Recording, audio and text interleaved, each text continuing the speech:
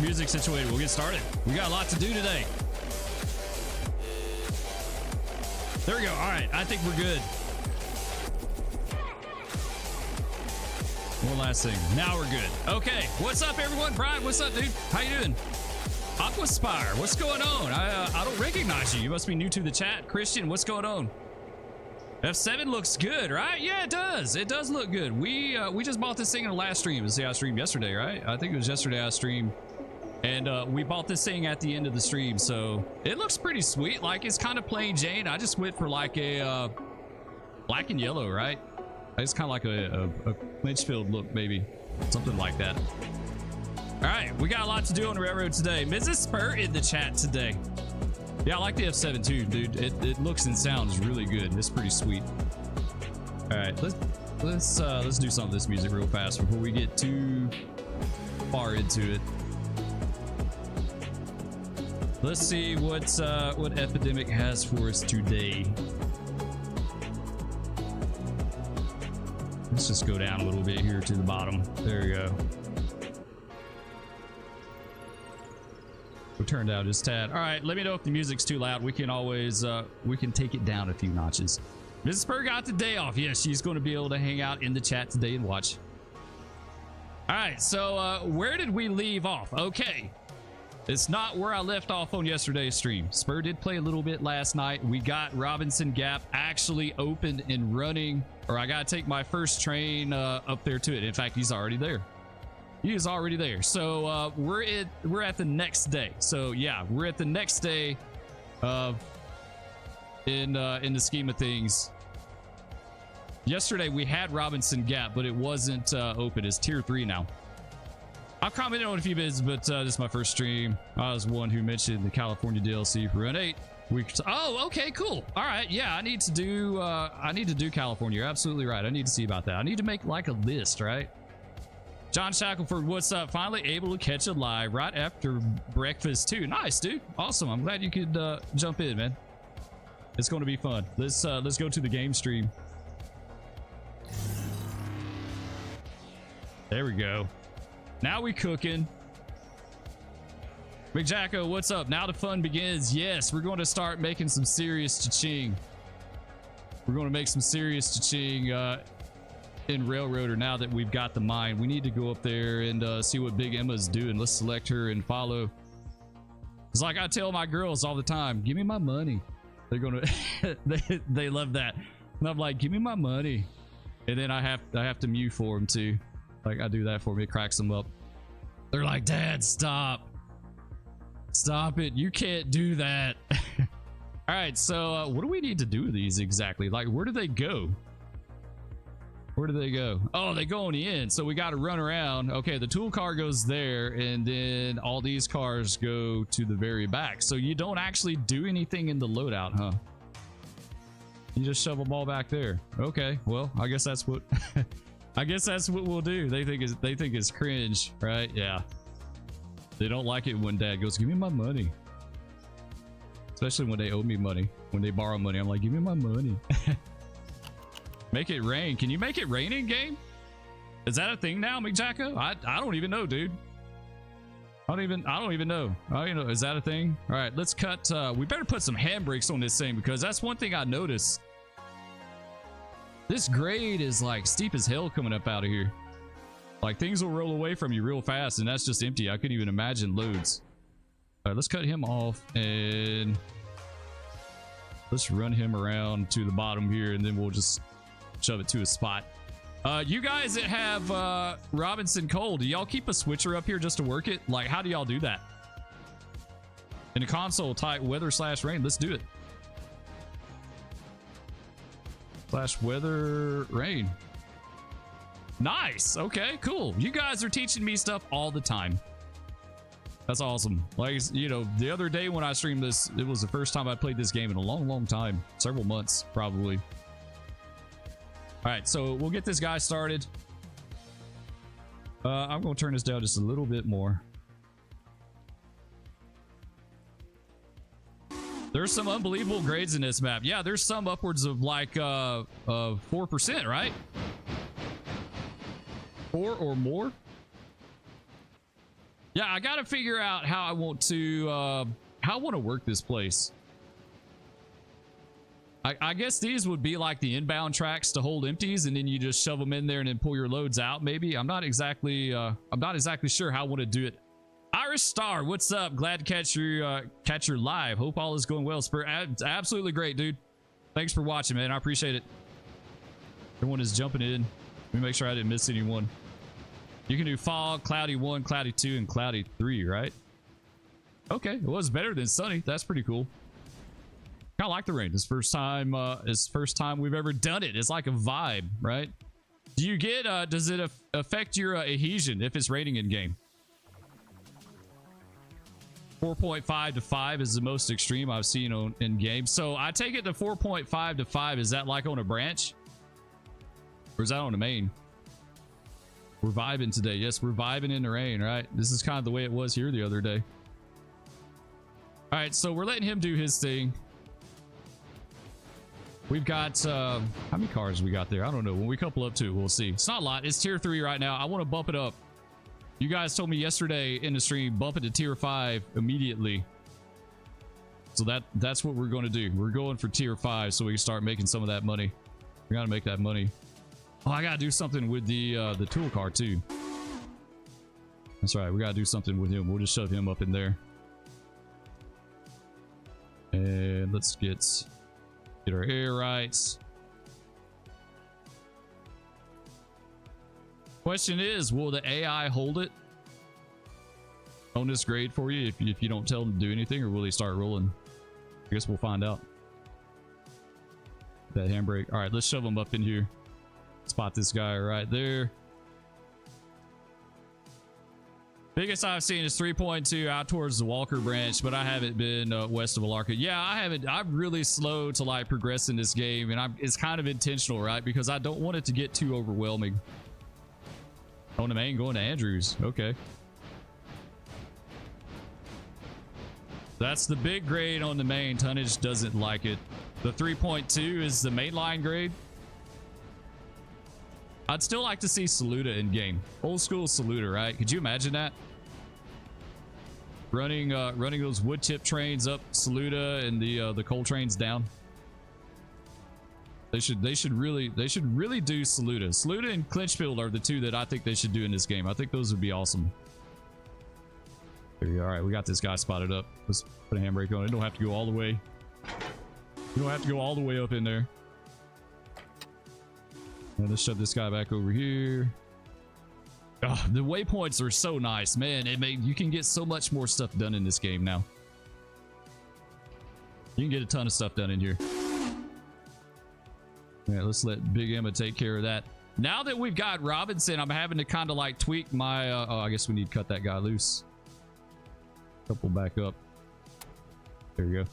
I kind of gotta tweak my flow a little bit as far as how operations work in game now. It looks like it's going to be nothing but Robinson Gap traffic heading north of Bryson for the time being, except for the passenger job, and then everything else is south of Bryson. There's some pretty good tonnage here. I'm still trying to decide if I want to put a switcher up here. If I had like a crap load of money and that wasn't an issue, I would definitely do it. I would put something up here. Something to kind of work the place, but I don't know. Money's really tight. The big grade going to Andrews is 4.5 to 5%. You're definitely going to need a helper engine if you're running a realistic string. Nice. How much traffic do you run the other way? Like, if you have the full route, is it pretty even going between Silva and is Andrews the other end of the line, I guess? Is it pretty even, or is it imbalanced? Yeah, Andrews is the end of the line. We don't have too much further to go, honestly, like a little bit, but not a lot. We're getting there. We're starting to see light at the end of the tunnel, guys. Let's get this guy shoved in there. It may take all of that. That would be pretty decent if it did. What kind of cut is this? 15 cars? Okay. We're going to get this thing up to tier 5. And see how it goes at tier 5. And then I might get that industry mod to ramp it up to like 80 cars a day. What is it? 78 cars a day? 74 or something like that. Ramp it up really good. And then... see what we can do with that. Now, question is, how long does it take this stuff to load up? Like, do I need to keep Big Emma up here, or do I need to send her on her way? Andrews is the other interchange? Okay. That's cool.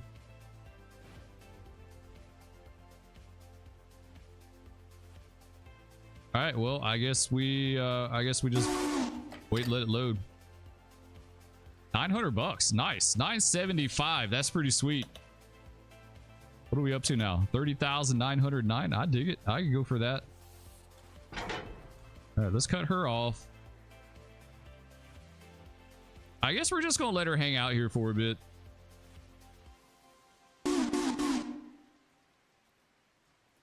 She needs to get back to Bryson by the evening to take the 5. I guess we're going to add this to the 511 train and run it all south. We'll just have one big 511.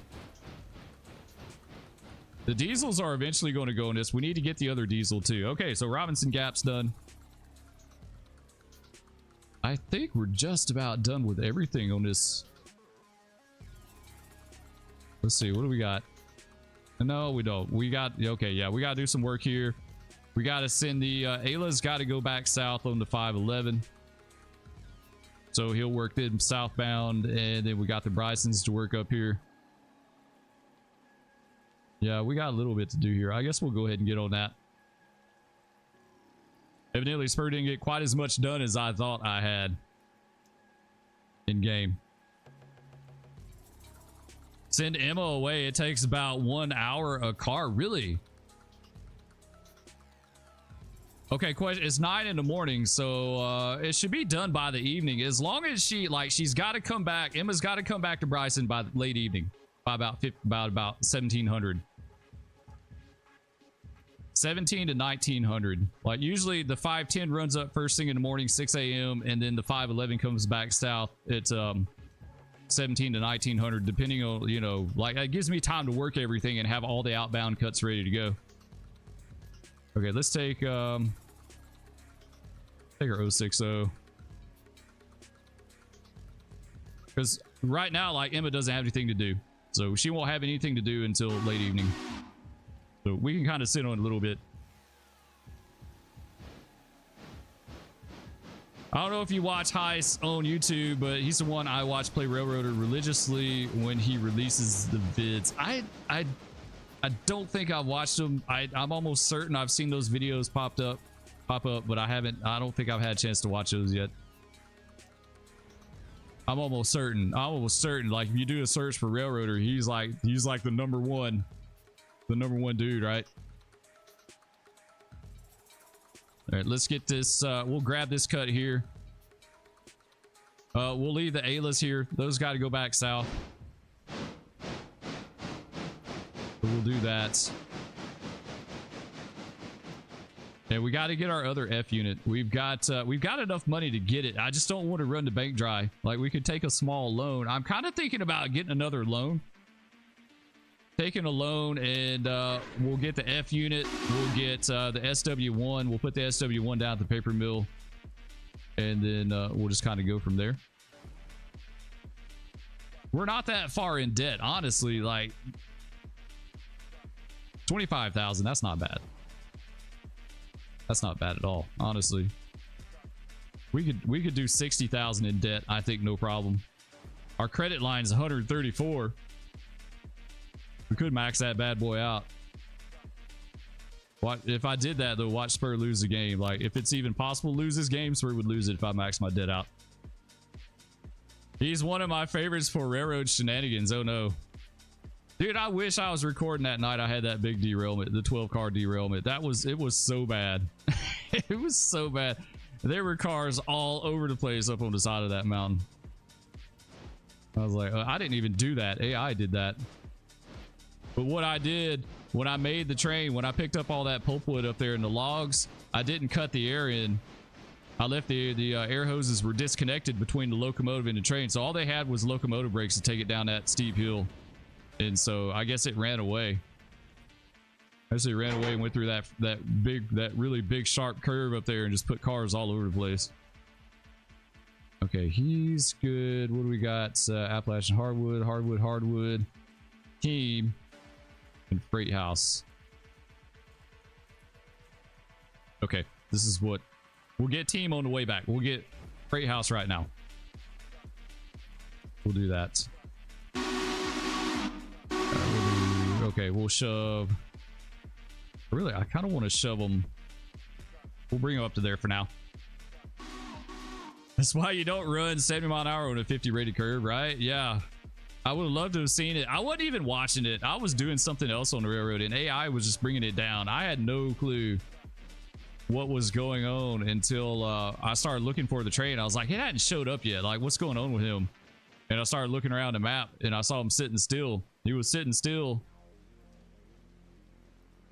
He was sitting still right here, right after this big sharp curve. He was like right in there. And I was like, what happened to him? And I go up there and look, and like I said, there's cars all over the place. It was bad. In fact, he may be ready to come back down now as it is. We'll take a peek at him. No, he's not. Okay, he's got 5 in a bit.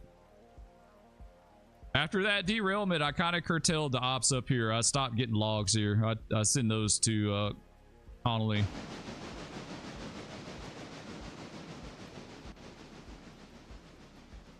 Let's just go ahead and take this guy manual. All right, there we go. So what we want to do, we're going to shove these Appalachians down the lead and just kick that freight house one up there to a spot.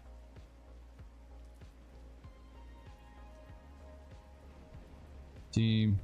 In fact, we could go ahead and kick them now as it is. Come on, let go. There we go.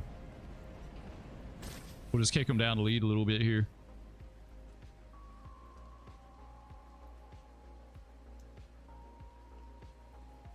There you go. Give them a quick handbrake.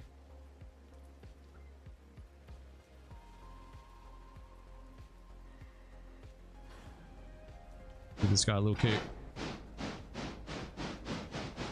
Just kiss it. Just give him a little kick up in there. There we go. That does go in there, right? Okay, good. Andrew, what's up? Hello from Alaska. Dude, you just entered like perpetual night up there, didn't you? I don't know. What part of Alaska are you in, dude? Are you like northern part or southern?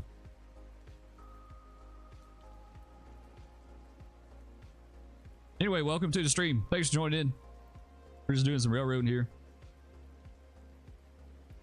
Just doing a little railroading, doing some dieselization. We got to buy us another diesel here in a second. Let's grab a handbrake on him. All right, that's good. Good on this guy, or at least you. All right, now we can AI her again.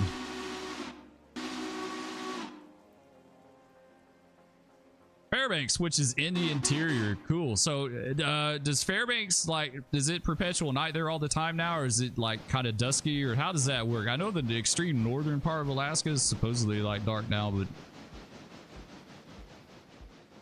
you might check out his railroad vids if you get a chance. Big server with multiple engines run by frizz. They get pretty wild, right? I could imagine that. I could imagine if it gets like really super busy and there's a lot going on, do that. Okay, so we got Bryson team. We'll get him on the way back. We'll go work Appalachian hardwoods. Yeah, let's run down here real fast. We might have something to pull. Yeah, we do have one to pull there.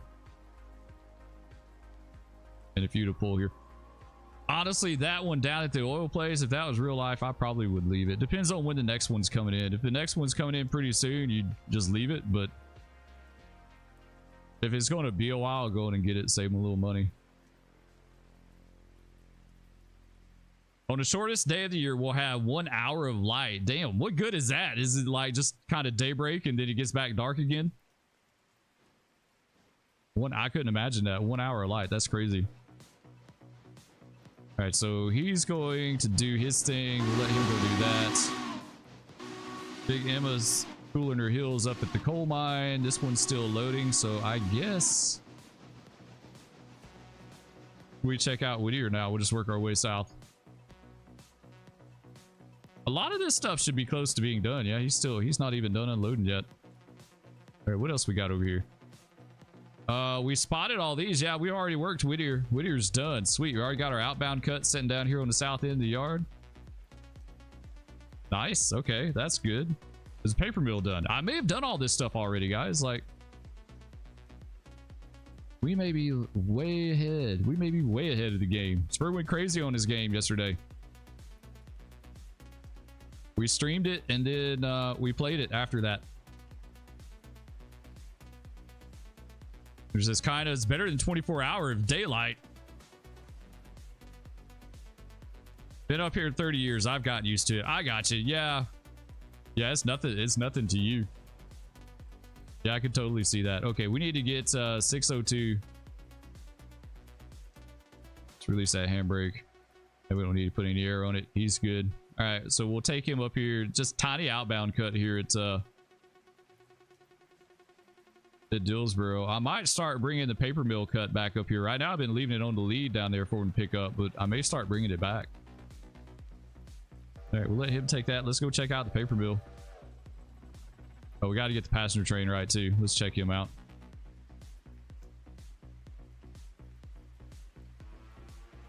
What are we doing?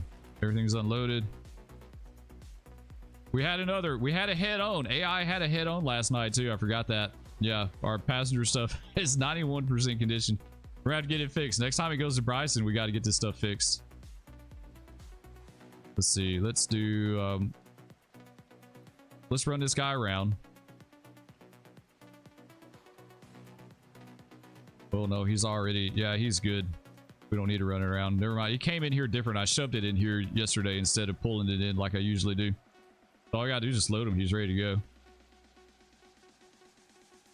Let's do Hillsboro, all these guys. There you go. Let it load up good. All right, we'll let him load up and then we'll send him on his way. What is up with my YouTube graph for some reason? This is really like really weird. It's like really compressed for some reason. It's showing like 12 hours of duration. I don't understand why it's showing so much. It was like really super compressed. That's weird. All right, we'll let him load up. Let's go check paper mill real fast. That guy's good. We had to sit that coal car down in there. Okay, we do have to work the paper mill. Why is he in here? Oh, okay. I was switching this light. All right, this is where I left off last night. Okay, now I'm good. We got to kick this guy over. All right. I think we're set now. Have this guy select. Let's why do we have a handbrake? Where's the handbrake at on this guy? It's handbrake. All right, let's go manual. We'll kick one over. We'll just kick him over and kick him back in. Kind of go back and forth with him like that. We'll do it manually. You're supposed to keep him out of the dirt. Well, I did. AI did it. I guess I'm not really sure what happened on that. I had the passenger train was coming south out of Bryson, and I ran Big Emma up to Ella to meet it, and she was holding the main, and I guess I sent her up there after I waypointed the passenger train, so it tried to come down the main too, and they hit head on. And we had one passenger car came off the track, so it wasn't like devastating, I don't think they're going too fast, but yeah, it was pretty good. That stuff always happens when I'm not recording. Like, it really just does. Like, any other time, everything's good, but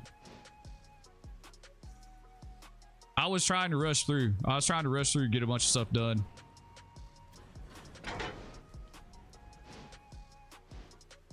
All right, let's give it a good kick. AI needs to pee in it. Yes, AI does need a drug test. Yeah, they will be getting a letter in the mail for that. They'll have an investigation. All right, that'll do right there. That guy go on his way. Up in Fairbanks, I belong to a group that restores and operates narrow gauge 040 Porter that was built in 1899 and came up Fairbanks in 1905 to become the first locomotive in the interior. Oh, that's cool. That's way cool. Hey, built in 1899, came to Fairbanks in 1905.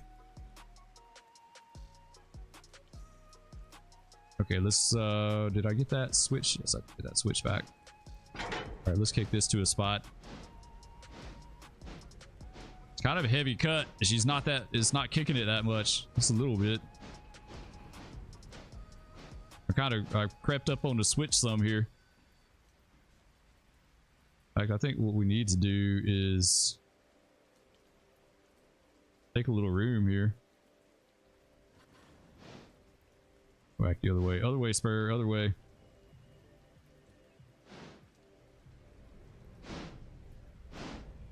Does that guy have a handbrake? Yeah, we're gonna put a handbrake on him so they won't roll out. Okay, that's good. All right, let's kick this guy out the other way.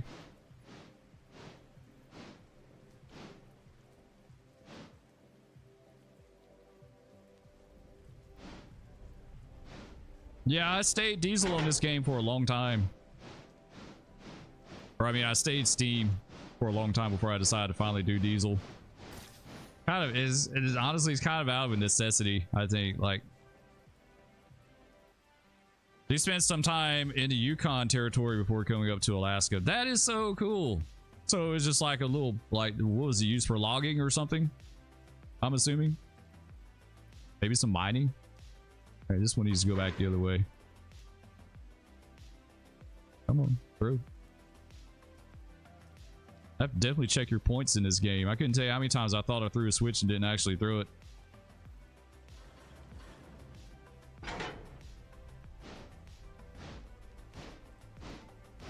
All right, give me a kick. That'll do. And her on her way, and then we got 2 tannery cars. Let's see, one of them goes over there, and I think the other one goes on the other side. Yeah, and then we got the coal. All right, not bad. This isn't too bad. In fact, I think we may just leave these down here. Nah, let's take them with us. We'll take them with us. It'll be fine. I was still debating leaving that cut down here. We may take it back to Dillsboro. I just don't see much sense taking it back to Dillsboro just to pick it up and take it back south. That's good. Let's go back and grab this cut here.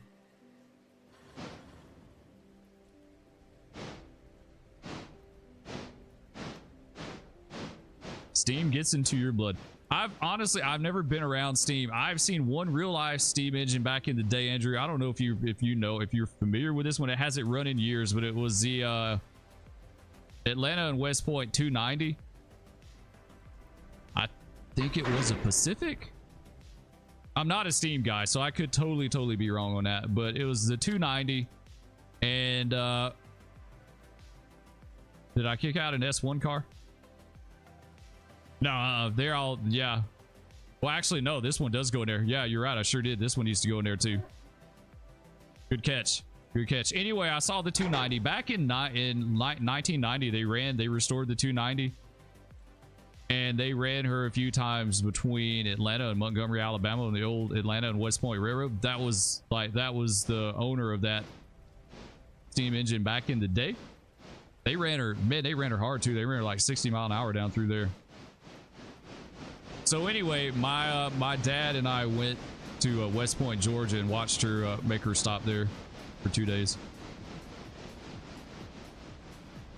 All right, let's kick this one in. I wasn't paying attention. That was a really good catch there. Almost had a miss route. Oh, stop.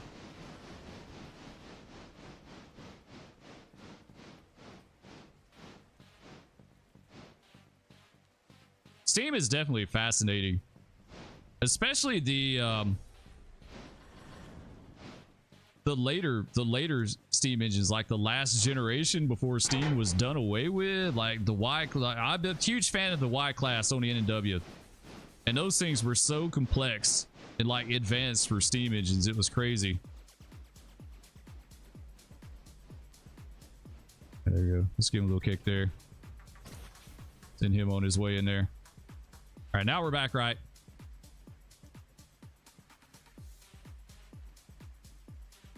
Since my group operates in a park, we don't go that fast. Yeah, the 290, they were supposed to do a whole thing with her, and they ran her like a few times between Atlanta and Montgomery. I think they ran her around Atlanta up there somehow, and then I don't know what happened to that engine. I really don't know what went down with that, but like things just never really worked out with it or something. I don't even know where it's at now.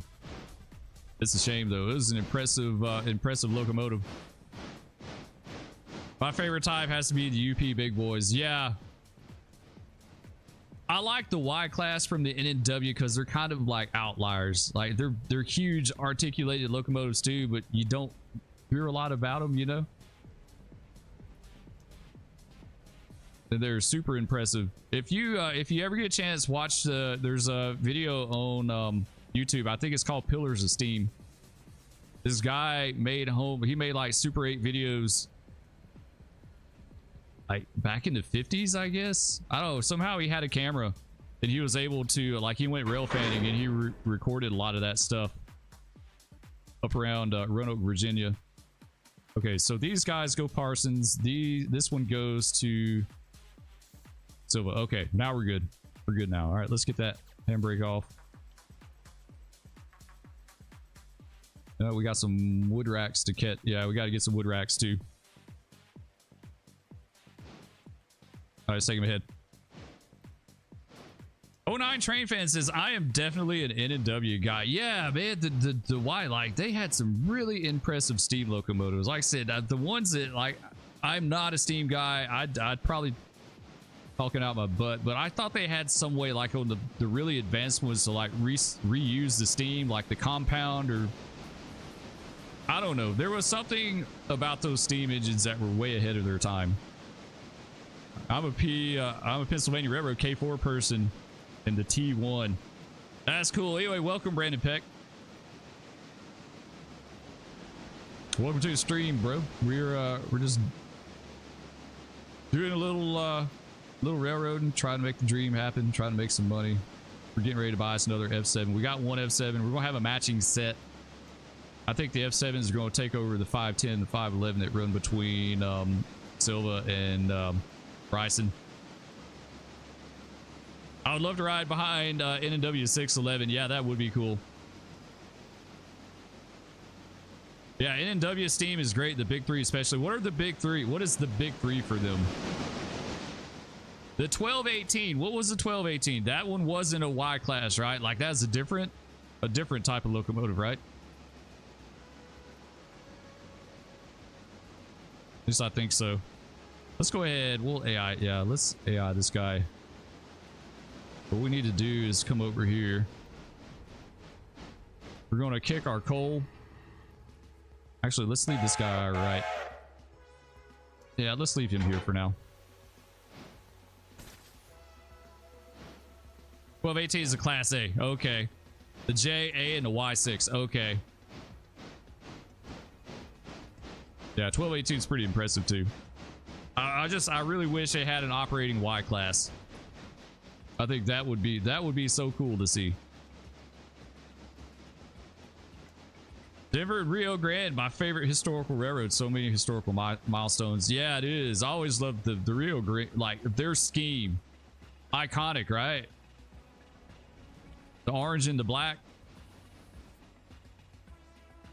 Especially when they went to the billboard font. like away. You know, they used to have the little tiny font on the side, and they went to the billboard.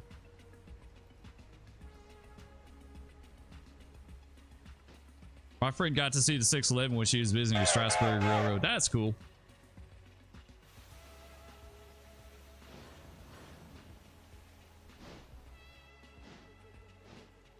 Okay, so we're going to kick the coal down, so we need to grab these switches here.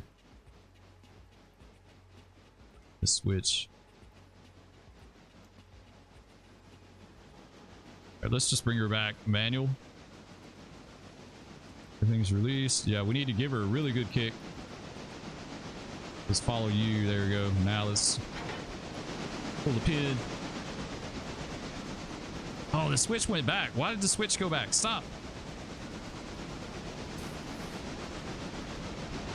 I guess AI did that. I don't know. Oof, man, they're moving. That's a good kick. It's going to go all the way to the end. 1218 was a beast to ride behind. I've never been around it. I've only seen the 290 from like trackside, but I've never been around one. Aquaspire says speed lettering was the best, especially after SP merger, so you get locomotive mixed together occasionally. They weirdly look so good. Yeah, they did go together. Well, I mean, you know, like basically on that merger is the Rio Grande that took over to SP, and then they just renamed it back to SP, which is just really kind of weird. Like, they do weird stuff when it comes to mergers and stuff like that, but yeah, it did look good. It did look good. I miss those days. I miss those days when there was like a bazillion different railroads that you could see. I'm afraid one of these days we're only going to see like 1 or 2 railroads, and that's going to be it. Like just one big railroad. We better put some handbrakes on this bad boy. He is zipping. Come on, stop. Don't foul right here. Okay, perfect. Perfect. Now we can run around and get on the other end. So this guy, okay, he goes there. That's a good deal. We can do this.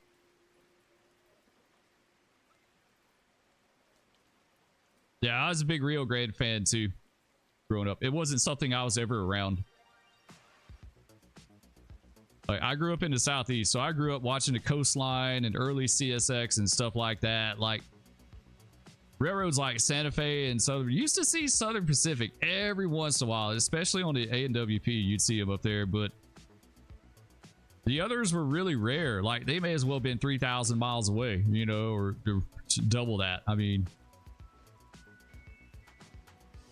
Renpeck says, I hit the like button. I appreciate it, man. Thanks so much. Yeah, Miss Person, don't forget to smash the like, destroy the like button. Always helps out a little bit. Like, YouTube always needs convincing, right?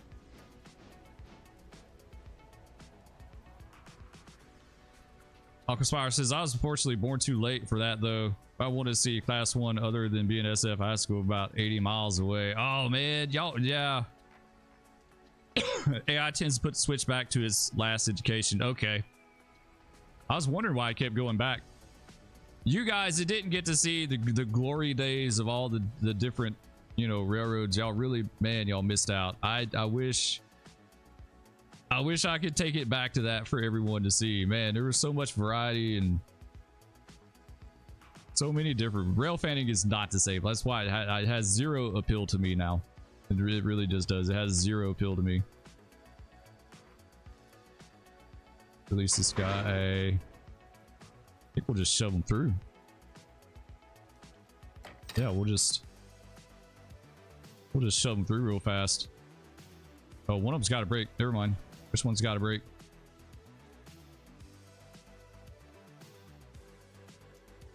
This one. Lead him. All right, there we go.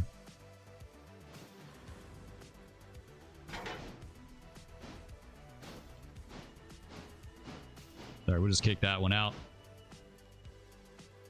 Nice. Nice. Bluegrass, what's up, dude? Good to see you. Enthusiastic Railline streamer says, I applied for CSX and have been trying to get on since 2019. Yeah, Railroad's not like... I don't get it. I've seen a lot of people say that they've tried to get on and it's hard to do, but then I've seen where they posted like these really big sign-on bonuses for like BNSF and stuff like that. So I don't know what the deal was. It wasn't easy to get on with when I started, when I did it way back in the day.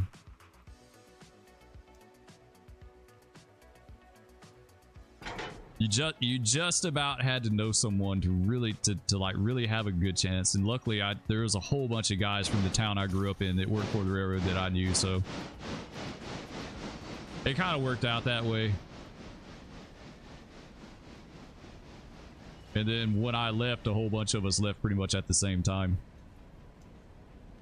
Everyone just got fed up with it. Okay, I guess we'll grab this guy and go up here and get the wood racks. We'll get those taken care of. Yeah, I really need that SW1 down here. I think that thing would be nice to have. Bluegrass says there's still some interesting locomotive schemes out there. They just never lead. Thanks. Yeah, PTC ruined that, right? PTC ruined the junk leaders.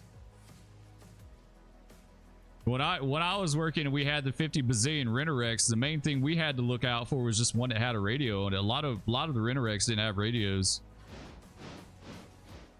They didn't have the radios and the head-end devices. They're just kind of gutted. They're pretty ragged too. Honestly, they're pretty ragged. All right, let's go in here. We'll grab these.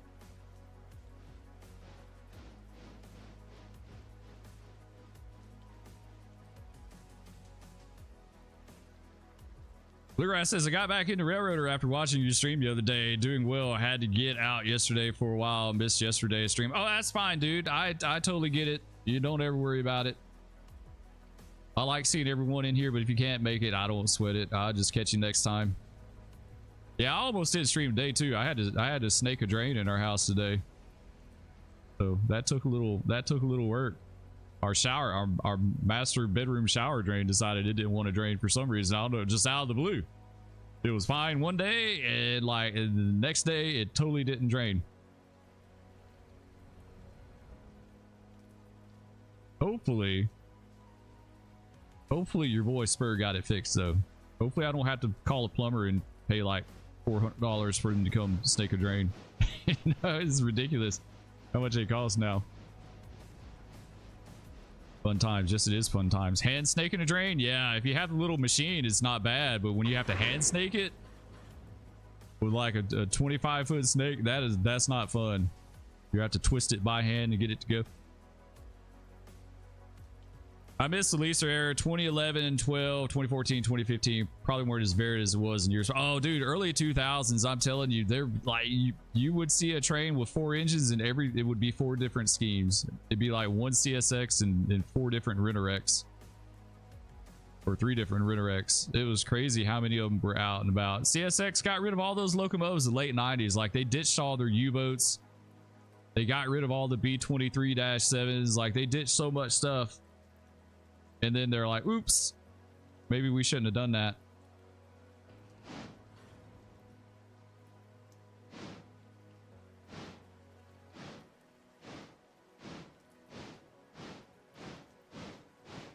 I feel like BNSF is probably going to buy out CSX at some point. It seemed like all rail is owned by BNSF. Yeah, BNSF and CSX are pretty tight.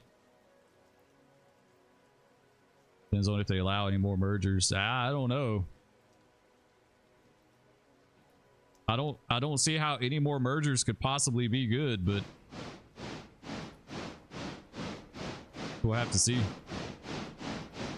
Andrew says we got to go. Have a wonderful day. Live long and prosper. All right, Andrew, appreciate it, man. The little Star Trek throwback there. I just watched some Star Trek last night. I'm a huge Star Trek fan.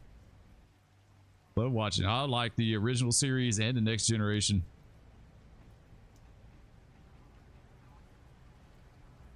My favorite leaser shots I took were probably a trio of HLCX SD40-2s on Q573 and an XUPC40-8, blue HLCX, and an XBN SD42 on 525 another time. Oh yeah, it was so good. It was so good with all the leasers. You could see so much stuff.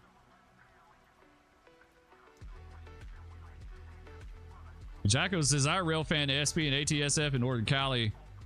In the late 80s, it was fantastic. F45s, U36s code. Yeah, I could imagine they had a lot of good stuff back then. I remember when Santa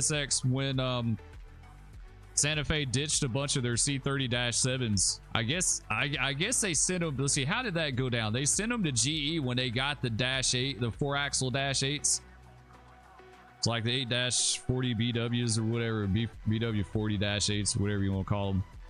And so a lot of those Santa Fe C30-7s wound up on CSX, especially in the coal fields, as leasers back in the day.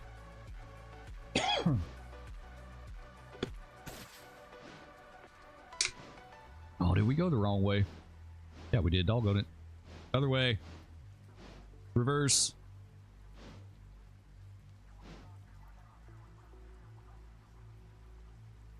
I grew up watching those CSX Yellow Nose 2 EMDs lead everything.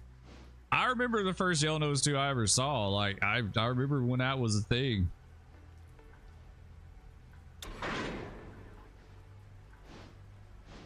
Okay, now we can pick these over.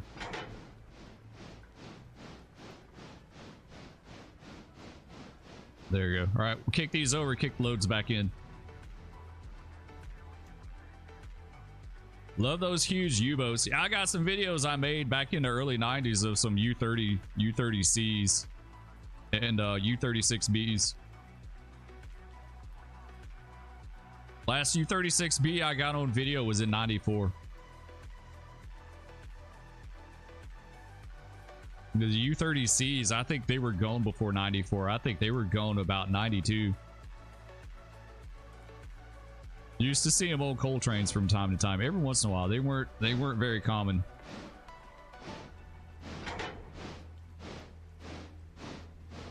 I've got tons of U18Bs on video that I made back in the day. Those are always really cool. They sound like little farm tractors.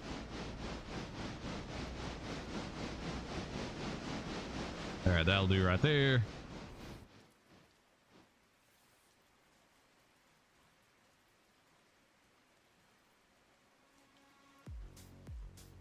U-boat chug sounded awesome. Yeah, there was no mistaking.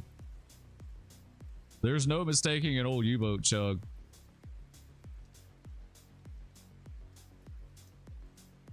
I don't remember seeing any of them. I think I remember some of the 7000 series, but it was before I started taking photos. Yeah, the U30s back in the day, they were like in the 7200s. I think it was 7200s. I have to go back and look.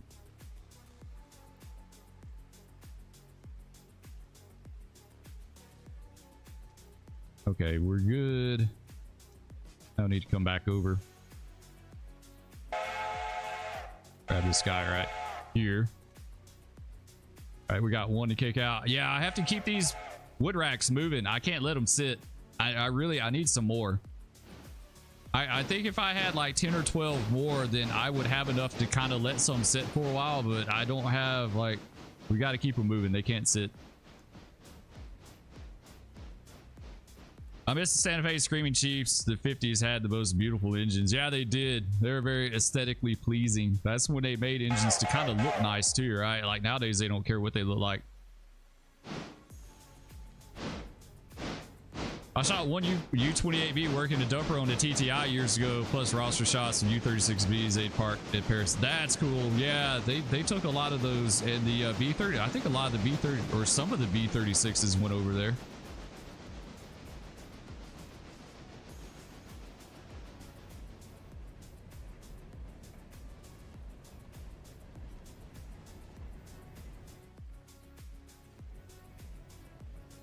All right, we'll grab this one cut. Kick that rack back out over here. And then we should be good. Handbrake. All right, let's take them ahead. I do though. I miss those old days. Those old days, seeing, like I said, you can see a train with 8 locomotives and it'd be 8 different types of locomotives and 8 different paint schemes.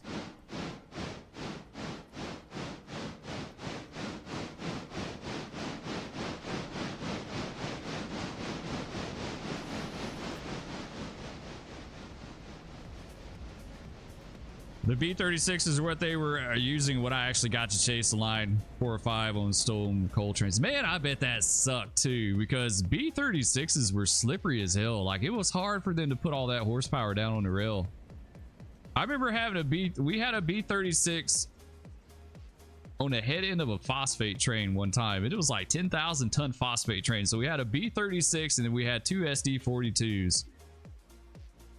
And I got on that thing at the terminal. I was like, this is going to be a great trip. Like, this is not going to be good. And the very first little grade we hit, that thing was slipping like crazy. Like, we almost stalled out. I had never come close to stalling on that grade, but we almost stalled out with that. The B-36 just wouldn't do anything. It was constantly slipping. And so we wound up, we made it 50 miles that day before we finally went dead. All right, let's kick this guy back over.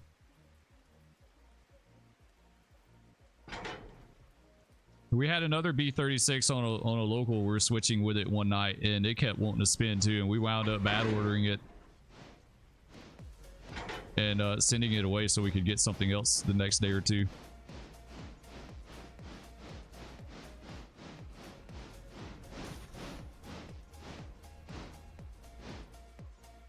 All right, we'll kick that guy out. Davian, what's up, dude? Says, hey, Spur, what's going on, man? Thanks for joining the stream. Appreciate it, bro.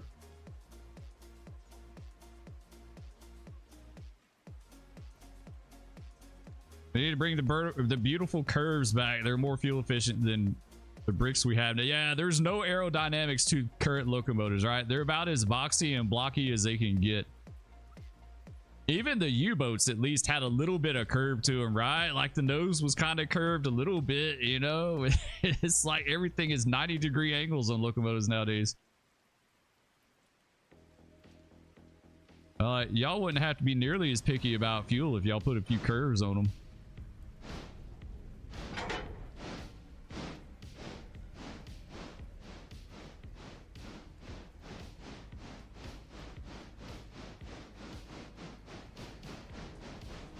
Yeah, that'll do. And these guys on their way for switchback, right? And while I babysit those, we'll have AI go grab these.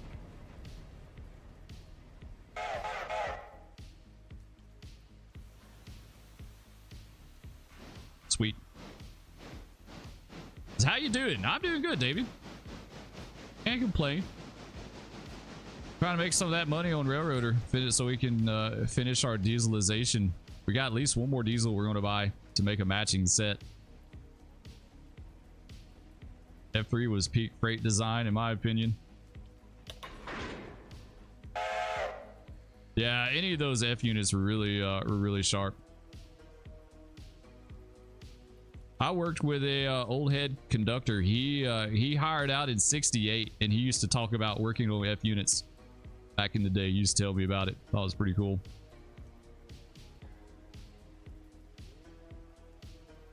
That was a cool thing about some of the old heads that I worked with that hired out in the, you know, mid to late 60s, early 70s. Like, those guys worked with a lot of engineers that were former steam engine engineers. That was a cool, like, I want to say those guys are probably the last batch of like great engineers because they learned from the steam guys. After that, you know, it just kind of went downhill from there. Okay, we got, where is that? Let's get all our air back right. It's there. That one's good. We got one more. There. Grab him. Try to pay down my loan before buying anything else. I built the yard at Dillsboro so I wouldn't have to switch everything at the interchange. What's your loan at right now? Bluegrass, what's your loan doing? I may take out more. I may take out another 25. We're sitting at 25 right now. I think I may make it 50 or 60. My credit line's 134. I don't want to do that. But I think maybe 50 or 60. Okay, so Pultwood's good. Now we need to go grab this guy, so we need to put that one.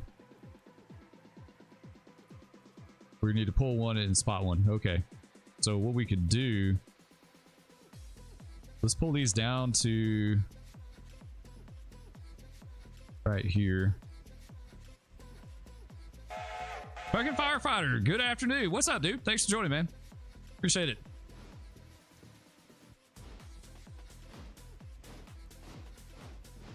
Bluegrass, you're in the whole 10 to 11k. Oh, that's nothing, dude. Yeah, that you'll be fine with that. Made 5,000 in previous days. Only take, yeah, at first when I started playing the game, I wasn't keen on taking loans, right? I was really kind of leery about it. I'm like, nah, I won't max it out, but I'll definitely do some more. Current day, I had 32 cars come in via interchange after requesting an additional drop. About 28 cars take up to the interchange, plus another 15 to 16 log pulp cars to switch. Damn Yankee says the engineer of the train he hired out in 50 with the New Haven. That's cool, man. I bet he had some stories, right?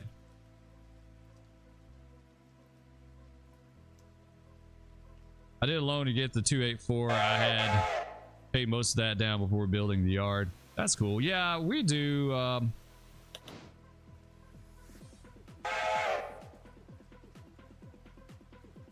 I was looking to see if it'd break your money down by day. Like, what do you make per day? But like, we made Whittier Sawmill, we made $3,600 off of it, just in one pop. 588, 833, 483, 345. So it's a decent amount of money. Like 235, 975 to Robinson Gap. Oh, this is the current day. It's current day. Okay.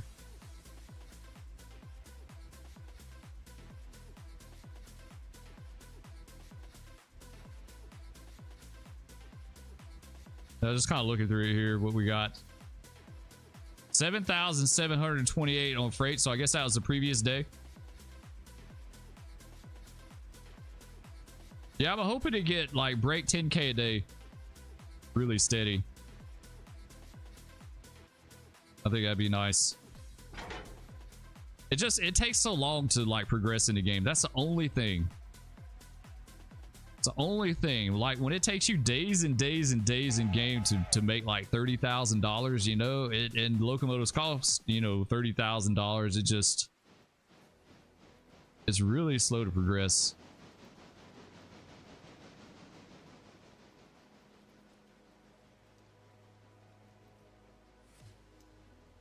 Bullhead's always had some awesome stories. The best generation of railroad has sadly been lost to time in history. Yeah, you're right about that, dude.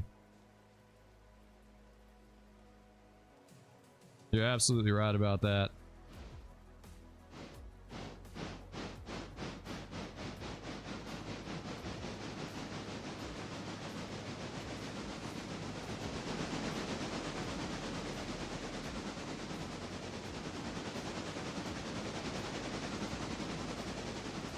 All right, so we get these guys taken care of. We got to go to the other end and get the logs to, or not the logs, the coal. Once we get that coal, we're good to go here. And I think it's just a matter of waiting on everything to load and unload.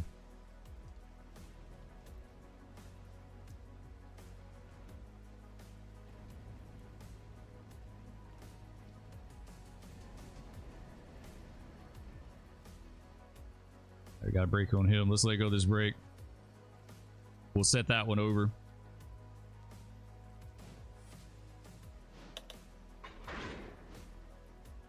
Let's put him right here.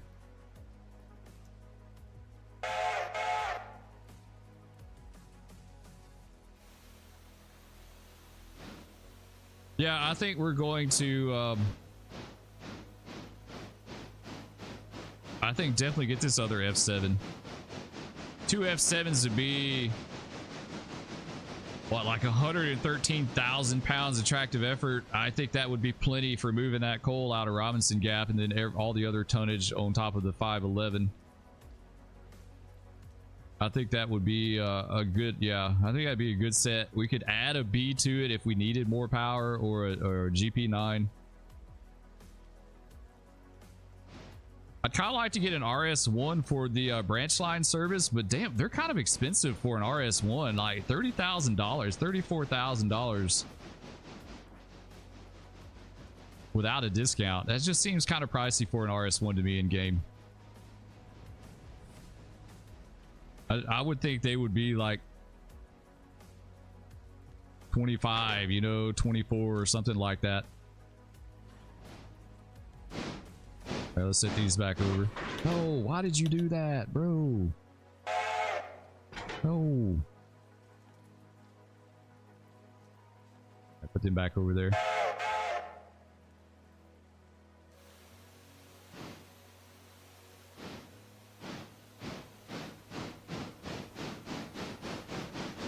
The U30B is kind of pricey too. I'm not going to get it right yet. It doesn't like, I guess this being the beta did something to the sound. It doesn't sound like a U-boat. It sounds like a first gen EMD. I don't know why. It's $38,000. 34 with discount.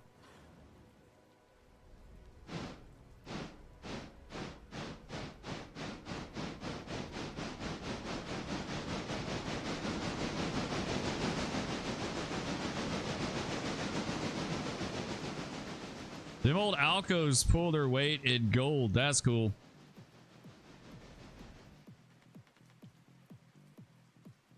See about getting the GP9s. Yeah, I think right now I'm going to get a mix of like GP9s and the F units. I didn't want to go straight to the GP38. Like, right off, because to me, like, the GP38 is kind of in game right now as far as the mods, you know, and I didn't want to skip all this other stuff and go to that. Now, if someone would just do a U25B, it'd be perfect.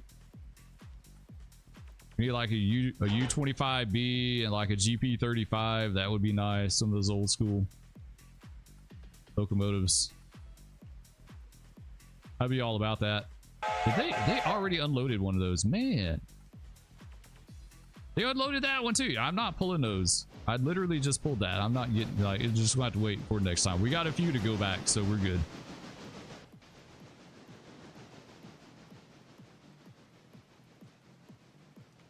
They're like, oh, we got another car for you. Come get it.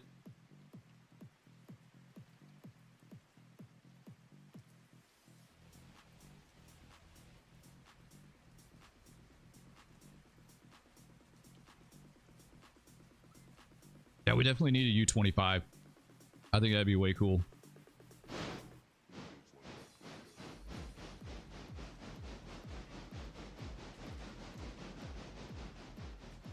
Yeah, let's get that handbrake. So we'll just come back around here. We'll just take it with us. Come back, grab them, kick these out, kick these back in, and then go into the other end and grab and catch them. And then we'll do like I've been doing. We'll just leave the northbound wood racks up here and the southbound silver cut down here on the bottom. Paperboard is a hungry beast at tier 5. I don't even know. Is this thing tier 5?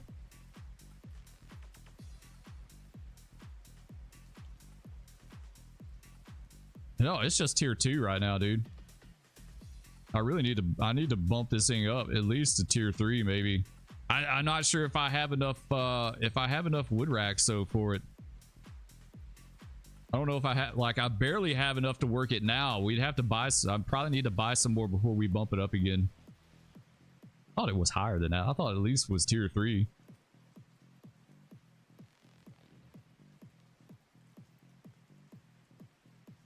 Right now it's doing 4 cars a day. We might could bump it up to tier 3. Let's go ahead and try it. Let's do tier 3. Well, it's the same. It doesn't consume any more wood racks than that. Okay. You know, fine. We'll go. We're tier 3 now. We'll be tier 3 tomorrow. All right, he's coupled up to him. Let's go back over here.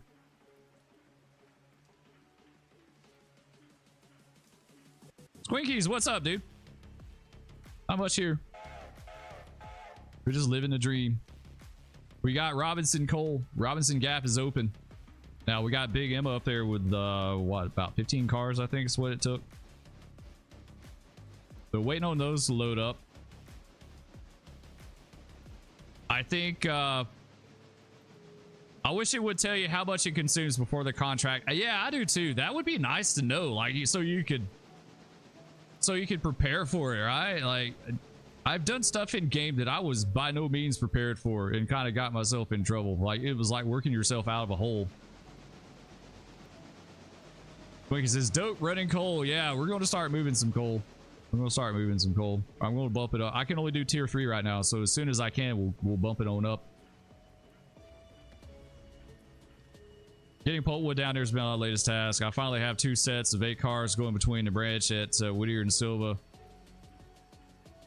No longer have to wait multiple days. Yeah, I've got enough. Like, I keep them in transit. Like, I've got some in transit, I've got some on the spot, and then I've got some on the spot down here. I think one more set. I would really like to have one more set. I don't feel like it would be as critical to keep them moving if we had one more set of cars.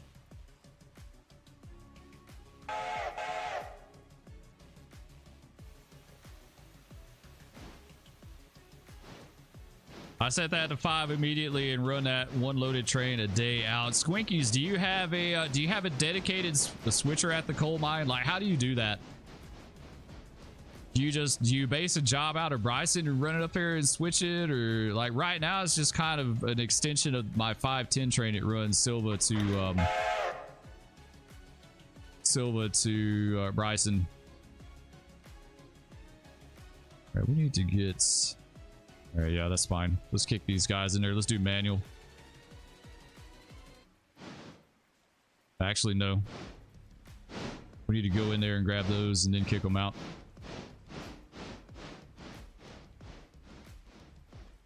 Let's go back in. Your title is bragging about diesel, but all I'm hearing is chugging his steam. Yeah, we haven't been able to dieselize everything yet, dude. We got our 1 unit setting up in, why did it... Now we're going back in. Yeah, we got the 1 diesel. I don't have a way to fuel them up right now. Is the only problem. It's got 300 gallons of diesel in it.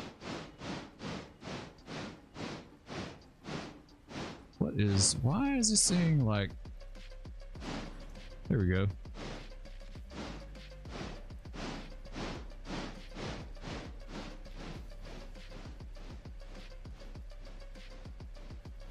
No need to keep a switcher on permanently. The cars are loaded automatically and roll down to that little 3-yard. Oh, they automatically send down to a 3-yard track. Okay, that's cool. I have to go up there and check, see what's going on. I haven't looked at it since we opened it up, since I spotted those cars up there. Yeah, I'm going to get the 1 more F unit. And we're going to make it a 2-unit set. Over 100,000 pounds of tractive effort. I think that'd be plenty for anything we need between like Robinson Gap and Silva. And I mean, everything else is still going to be steam. Until then. I don't want to completely wipe out steam, but I would like to have some good diesels on here. All right, let's send this guy back the other way.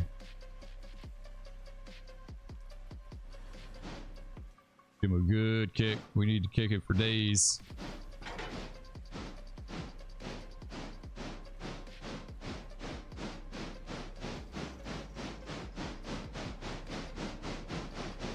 There we go. That should be good enough.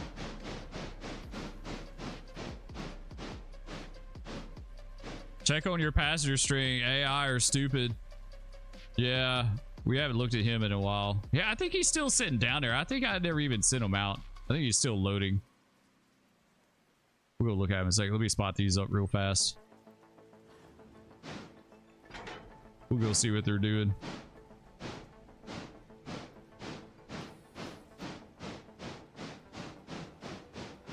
All right, that'll do.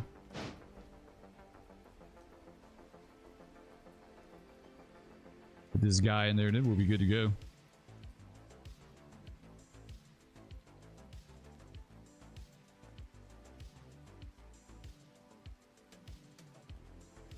All All right, good enough. Let's AI this bad boy one more time. When you come back right here, gonna bring them down here. Just gotta watch these, make sure they don't roll out on us.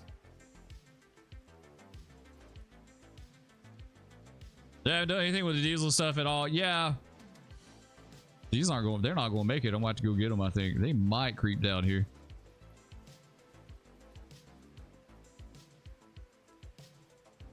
Jacko says, I have a Whittier to Bryson to a Larkin Robinson. It drops Bryson cars off at Bryson for a local switcher there and then runs to Robinson to switch coal mine.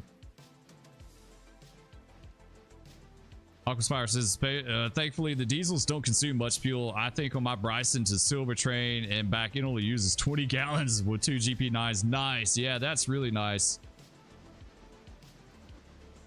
I really want the SW1 down here. We need that thing down here, but if I get it, we'll definitely have to take another loan.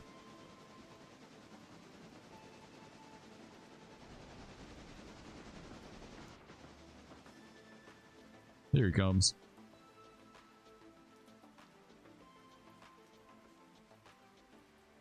Yeah, we'll get this guy together and then we'll check on the passenger job. Let him get started. He should be loaded up full now.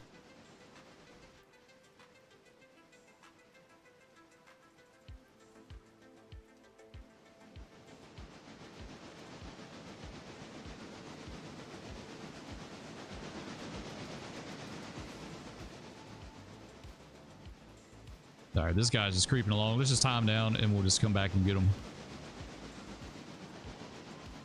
All right, let's get him. Then we'll grab that and then we'll grab that one and then shove everything in the siding and leave it for pickups and then we'll be good to go. All right, let's look at passenger real quick while he does that. Yeah, he's still hanging out here. He should be loaded. Oh yeah, he's good to go. Max. All right. We like fuel wise. Good. 0.6. Yeah, he needs to go to Whittier. Whittier's our intermediate stop on our passenger train. I have to.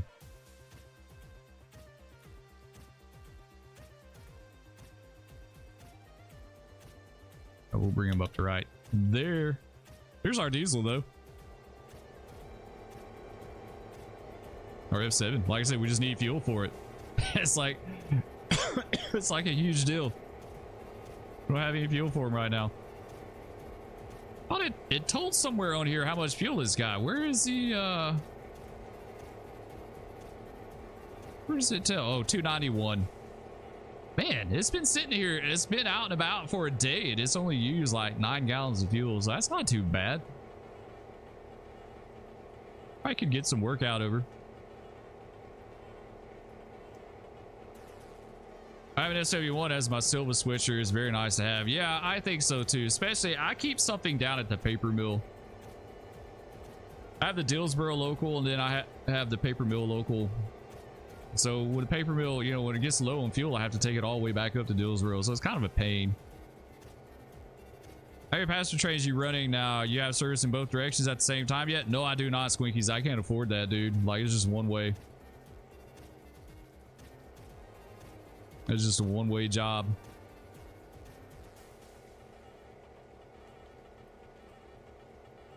You might set up an eastbound and westbound passenger service, a bit of a headache, but easy money.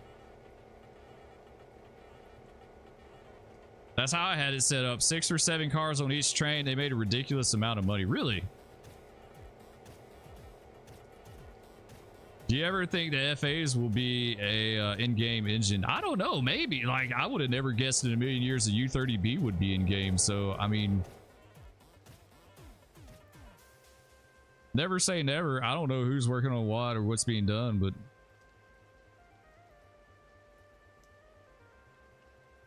all right, let's see what number 2 is doing down here.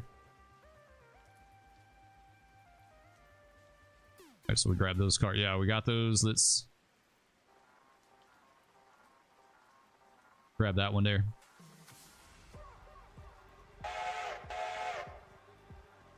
Make that a priority. You'll easily double your daily income. Really?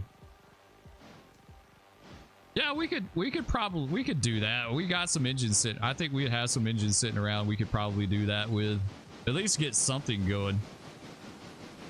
You station your Silva Switcher out of Dillsboro as a local. Yeah, I started out doing that, Aqua. I just had the one local at Dillsboro, and it was the 060, and so it worked Dillsboro, and then came down here and did this, and then eventually I took one of my mogul, I think it was a mogul, and brought it down here, and put him on the local. Actually, we need to grab this guy first.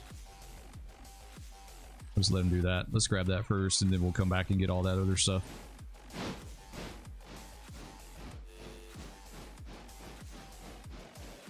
It'll take some time, but yeah, you'll make bank once you're running bigger passenger trains. So 2 trains, what, like one going each direction at the same time, 6 or 7 cars each. Yeah, I only got the 1 3-car train. Like, I don't even have a good 1-car setup.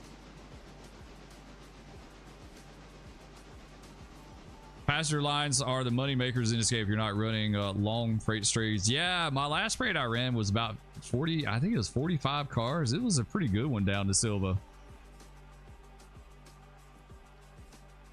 My passenger service rating is what is it?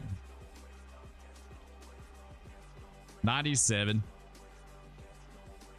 Yeah, it's, or no, that's the equipment. Passenger service network 100%. Is that what you're asking?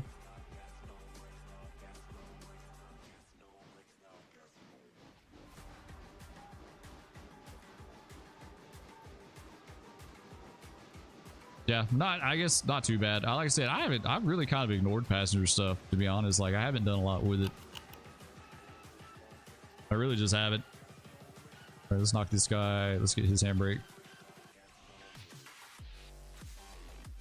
Yeah, I think once we get our mainline train set up and get the diesel power, we'll start working on passenger stuff.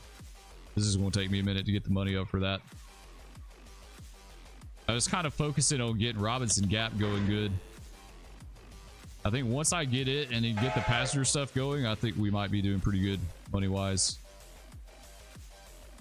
That guy, let's get this guy here. All right, let's go back over.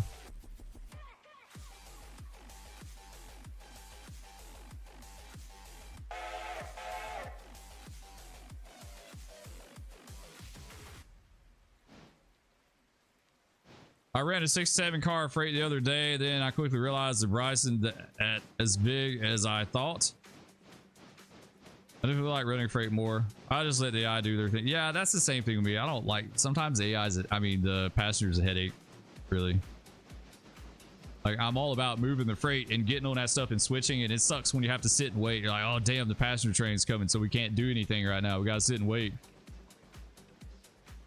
All right, while he makes that move, let's go to Robinson. Let's see what's going on up here. What are they doing? Go check on Big Emma. She's cooling her heels.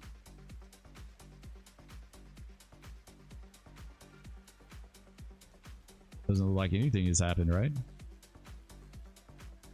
No, it hasn't. It hasn't done anything. It's been sitting up here for a while and nothing's happened. I'm gonna take the little 2-bay cars. I wish it did the 3-bay cars. When did they add weather, or is this, it's a console command that I did? Some of the guys asked me to do rain when we started the streams. I was like, I didn't even know you could do that. I just did rain. Yeah, it was someone could probably say in here, I've done forgot it now. I've done forgot what it is. Does it actually affect physics? It doesn't seem like it. It don't seem like it has any effect on adhesion. Everything seems to be exactly the same. All right, this guy, why is he sitting up here?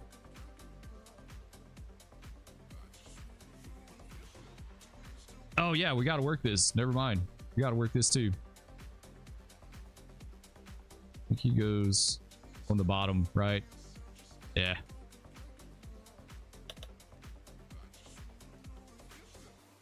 Or we'll drag these out, kick them over, and go back to a spot. Slash weather, then rain, cloudy 1, cloudy 2, and 3, fog and clear. Let's try cloudy.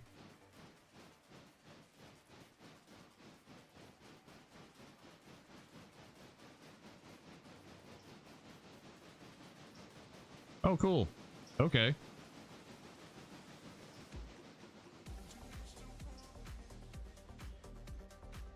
Nice. Kind of overcast. Weather fog. Oh, that's cool. Let's do some fog for a bit. That's pretty cool.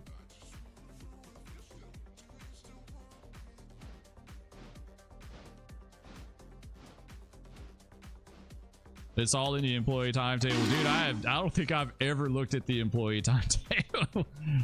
I'm the worst at reading instructions. I don't read anything. You ask Mrs. Spur that. I don't pay attention to instructions. She's like, did you read the instructions? I'm like, nope. I didn't read the instructions.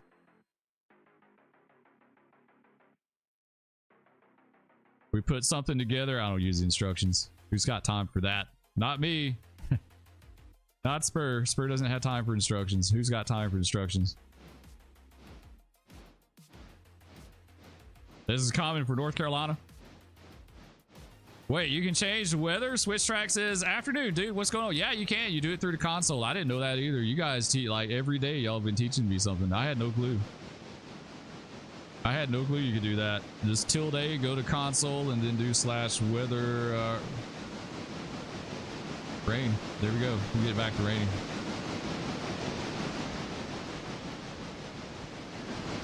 This guy goes on the spot too. Oh, goes on the very bottom though.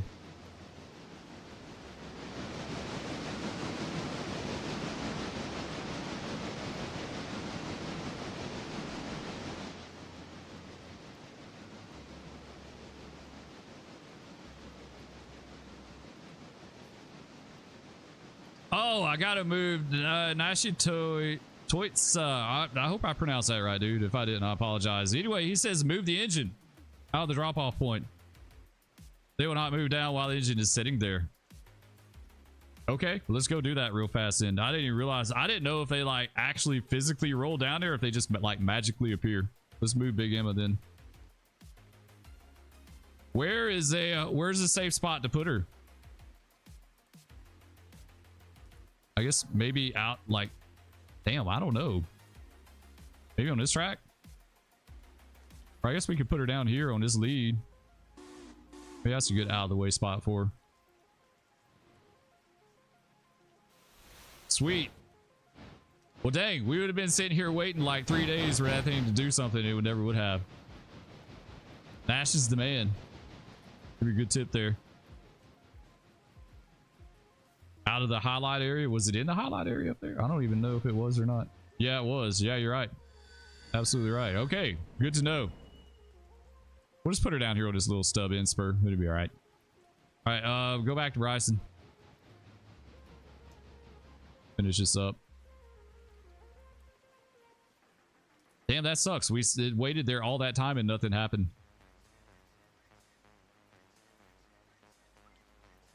All right, let's kick these. We're about to kick these 3 over.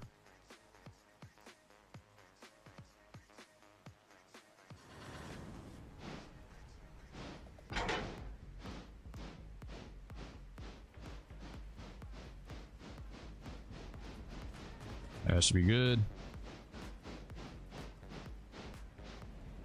Kick those 2 over and then, or 3 over and then 2 back in, and then we'll have to go back and grab that 1.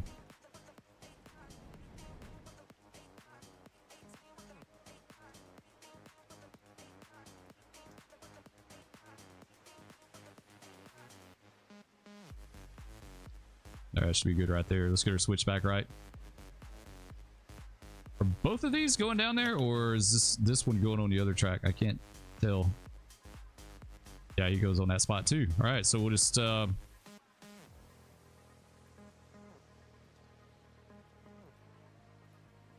of particular about that spot.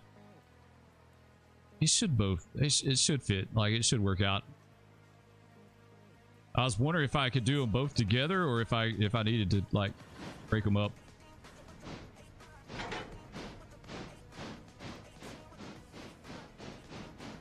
All right, let's give him a good kick.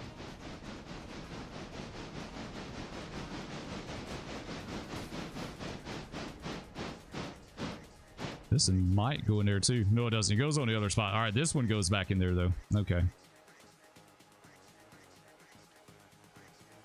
Let's go on and grab that one that's sitting down here.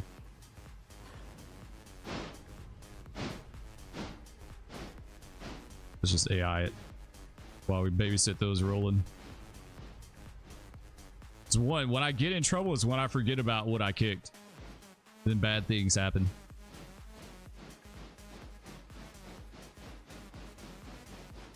You learn from Schnauza Powers on YouTube about the weather. Yeah, I didn't know anything about that. I had never.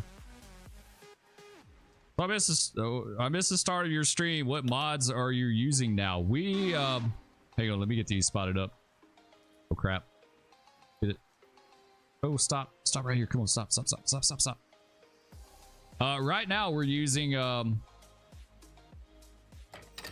I've got the F7A, the F7B, the Alco RS1, and the U30B. The only engine we've got on the railroad right now is the F7A. He's sitting down at Whittier. We're fixing to get a matching set. And that's going to be like our mainline train. The two big trains that I run on my railroad are 510 and 511. They run the length of the railroad. So they're basically like, they make all the set outs and pickups to the yards. They work all the yards. So they work Bryson, they work Whittier, they work, Dillsboro, they do a pickup at Silva, and they take it to the interchange. They work some outlying industries too. 511 works going southbound, works Wilmot and the Barker's Pulpwood and Ayla. Yeah, it works Ayla too. All right, we need to grab this guy off and kick him in there.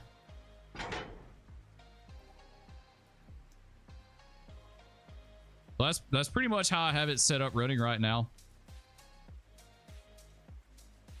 So we're going to get that other F unit here in a bit and make a matching set. I'm waiting on, like, fuel's kind of a thing for me right now. I don't have a way to fuel them.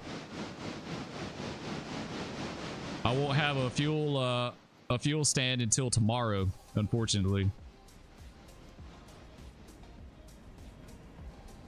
Which, I mean, they come on the railroad with 300 gallons, so that should be enough to do a little something, but go back the other way, give it a kick.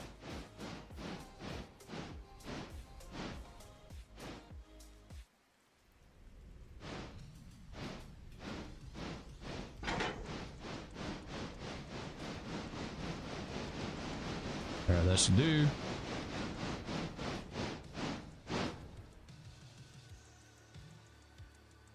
I just went to the employee timetable in my game and it does weather. It says weather does not affect tracks. Yeah, it doesn't seem like there's any difference to adhesion for the weather. It'd be cool if it was, but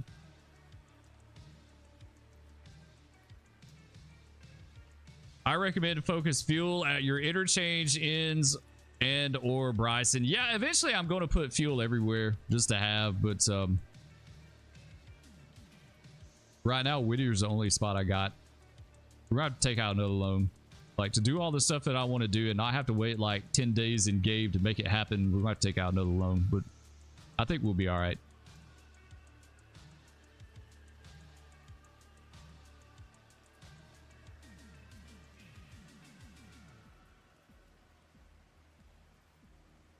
Got handbrake just a little bit there.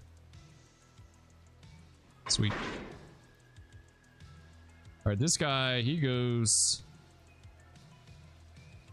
on that other spot down here.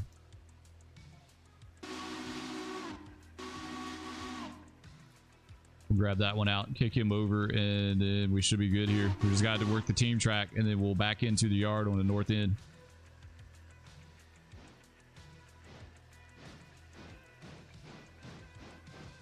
I have a Whittier local and an Alarka local out of Bryson. Then a Dillsboro local for the entire area. Only thing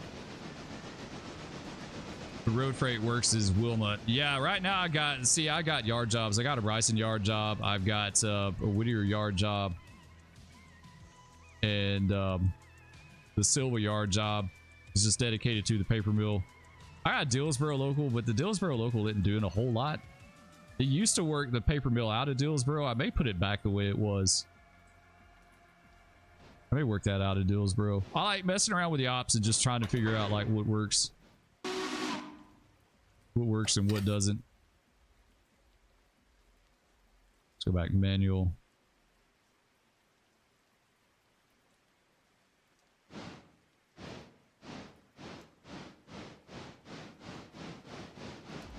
Your diesel stand will come with 4,000 gallons and it will hold 16,000. You will have to buy a tanker. Okay, that's sweet then, because I think the F units only hold 1,000 gallons, right? It's not a whole lot. I was honestly kind of surprised when I saw that. I never knew what an F unit, like what they would hold, but I didn't realize it was only 1,000 gallons.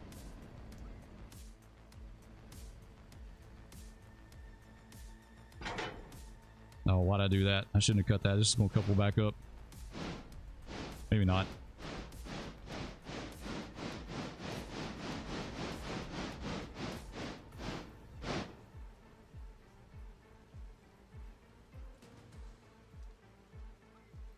All right, let's kick this guy back in.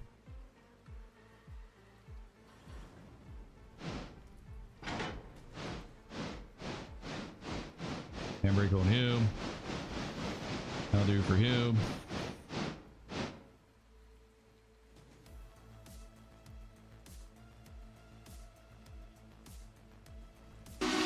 Waypoint this guy back.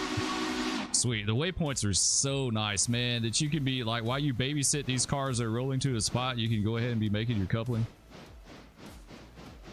Why is it just not one that's selected good? Perfect.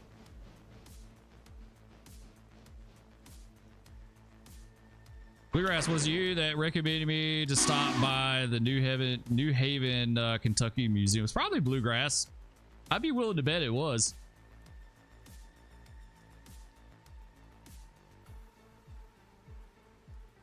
The F unit tanks are small, but back in the day, every stop had fuel. Yeah, you're right about that, dude. Like the terminal that I worked out of Manchester, like it was a big facility back in the day.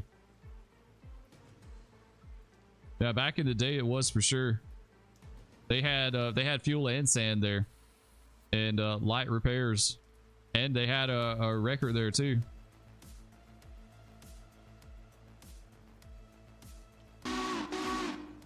So you're right. The fuel was a lot more available. Wasn't as big of a deal. They don't use much fuel though. 1,000 gallons sounds small, but my GP9s are like 1,100 gallons and they can go for a few days without fueling and near constant use. Yeah, that's cool then. That's cool, Aqua. Yeah, I kind of wondered that.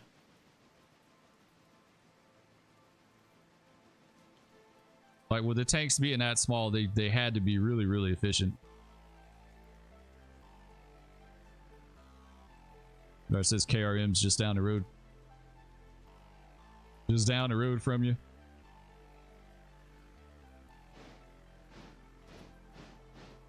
Sweet, we grab these and we'll be done up here. We just got to set this guy out in a team track.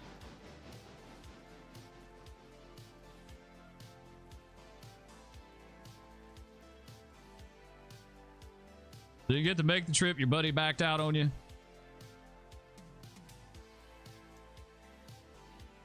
Yeah, there'll always be another time.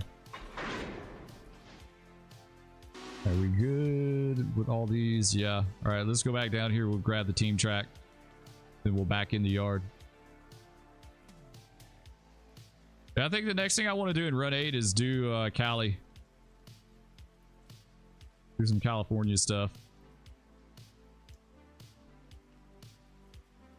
All right, nice. So all we gotta do is set that car out and then get our outbound cut. We have to put our ALAs on the head end so the 511 can work that going south. Both of them are going into house track, so that'll be an easy spot. What else we got? I think that's it. Yeah, everything else is oh, we got the one place, so never mind. We got to work this too. Never mind.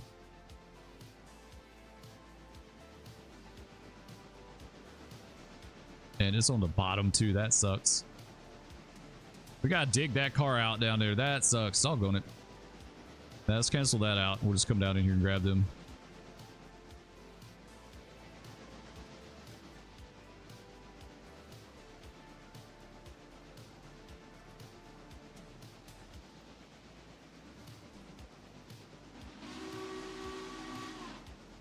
I'm sure probably after holidays, the Vector drive is only like 2-hour drive for me in the Nashville area.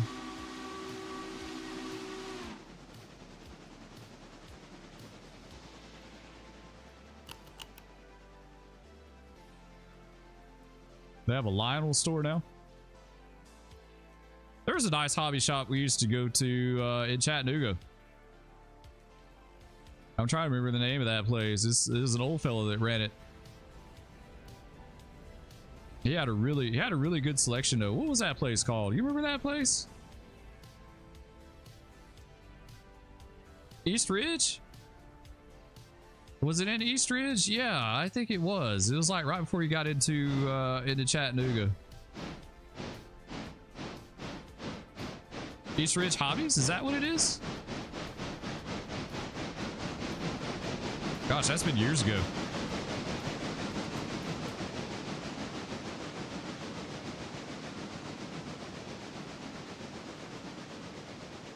Oh, that's not it. There was something over there. Yeah, there was something over there we used to go to. I just can't remember.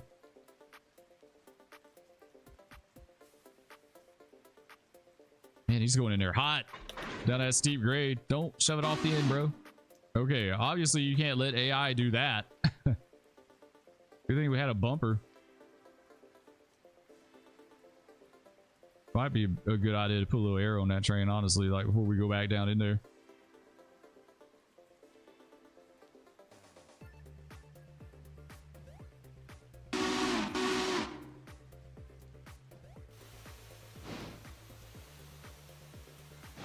All right, what are we looking like money wise? We're at 31,749, so that's pretty good. We could get our other F unit and still have a little money left over.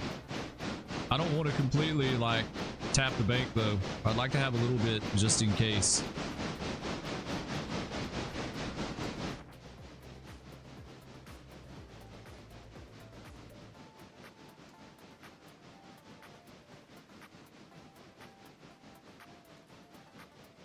Let's see, the SW1 is how much is it?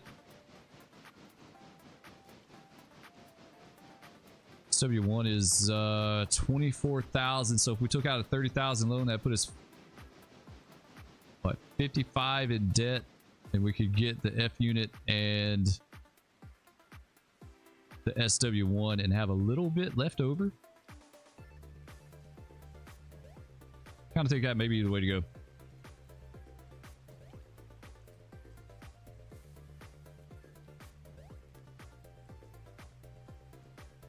Yeah, it's less reliable than green heads and never ran an engine that never ran an engine before, right? Yeah, they went down in there hot. That's a really steep grade down in there. I think it's steep as a mule's face. Like it's really bad. We put some air on our train, I think, when they go back down in there. It didn't have, all I had was a locomotive brake, so I think that wasn't good. Let's lace some air while we do that. There we go, got that guy.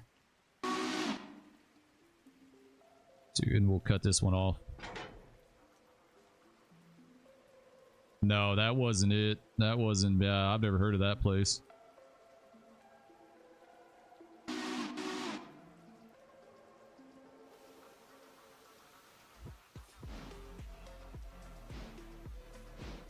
It's probably gone. That fella was older that had that hobby shop in Chattanooga. He's probably, I was talking to Mrs. Spur about the hobby shop we used to go to up there. That fella was older, way back in the early 2000s, so.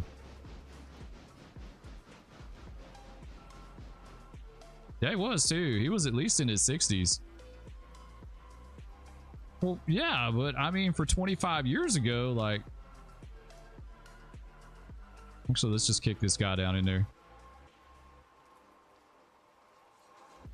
Yeah, let's just do that. Let's just kick him.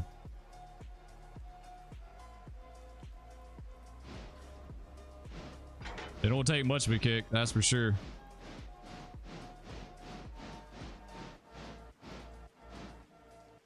How'd you like to be the brakeman and ride this thing to a spot?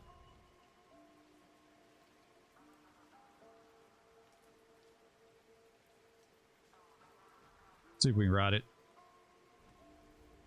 Go right here. Right. We could catch up. Catch up. Catch up. Sweet. We got it. And you get a first-hand view riding his car down in there.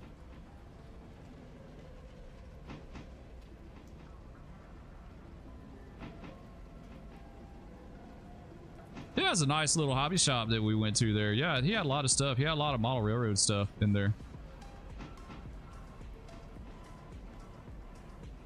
He working his handbrake. Perfect. That was a nice little drop there. Sweets.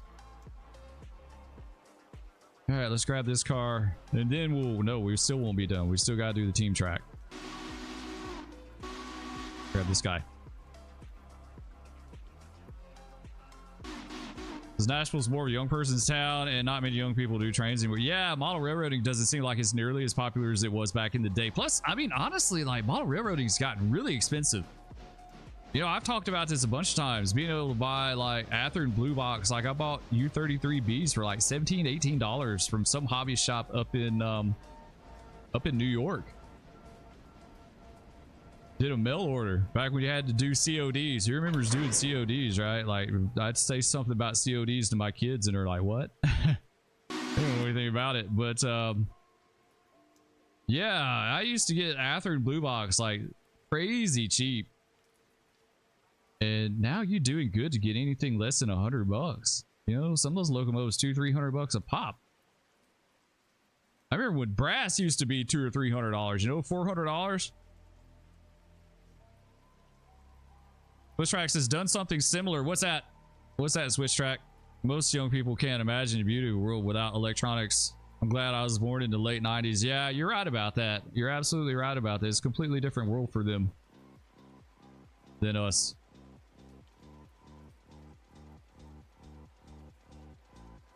I haven't heard COD in a very long time. McJacko says, oh my god, COD.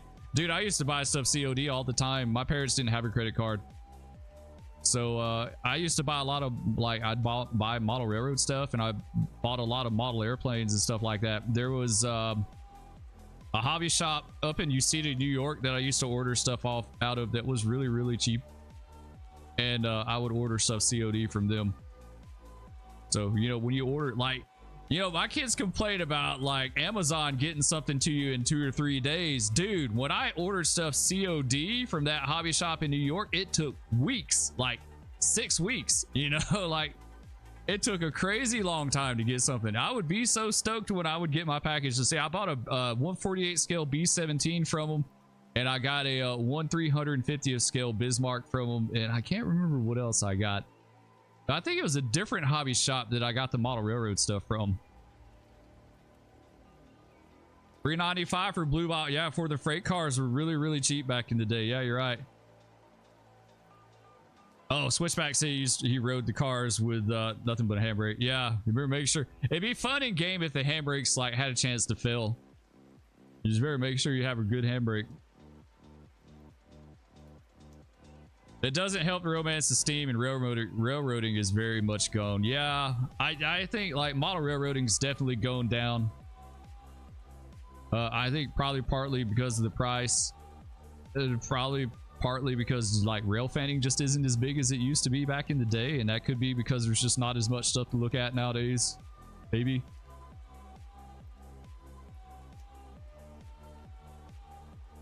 Old enough to remember 12 cassette tapes for a penny. That's where you did like the Columbia House stuff. I had a buddy in high school who used to do that all the time. He used to get like, I think at that point he was getting not DVDs, CDs. He was getting a bunch of CDs. I want to say he wound up with kind of a bill from that somehow. I can't remember what he did though, but this guy, all right, he's good to go. Yeah, where's our air's not right somewhere. That one and that one. Now we're good. All right, let's go to the team track.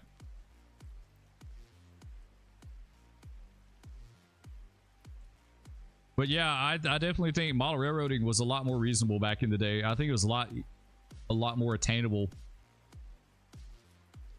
The Drifter, what's up? How you doing, friend? Good to see you.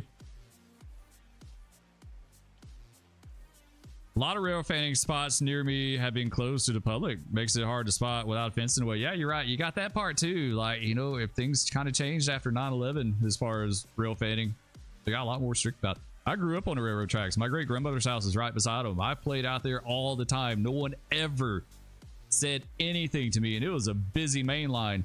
No one, not even railroad. I had tons of railroad employees. Like as a kid, I knew these guys, like guys that high rail by, and they would stop and talk to me. There's one dude in particular. He was so freaking cool. Like anytime he saw me out there, he would stop and say hi and talk to me, and he'd tell me like when something was coming or whatever. You know, I was only like, you know, 8, 9, 10 years old. He's just always, before he left, he'd always say, be careful, you know, but they never bothered me. Like, and you don't see that anymore. I got to watch the birth of Google, the death of VHS, and tape players, Y2K, the major events of a generational shift. Yeah, we still got I still got VHS tapes, dude. I sure do. We got VHS tapes in our house, and we got a VCR. We got a VCR / DVD player. I couldn't tell you the last time we watched a VCR tape, but we got it. We got it if you need it. I don't even think my kids, I don't even think we've ever even showed them a VCR tape. I don't even think they've seen one. I don't think they've seen one. Yeah, I don't even think they know what a VCR is. Honestly, they have no clue.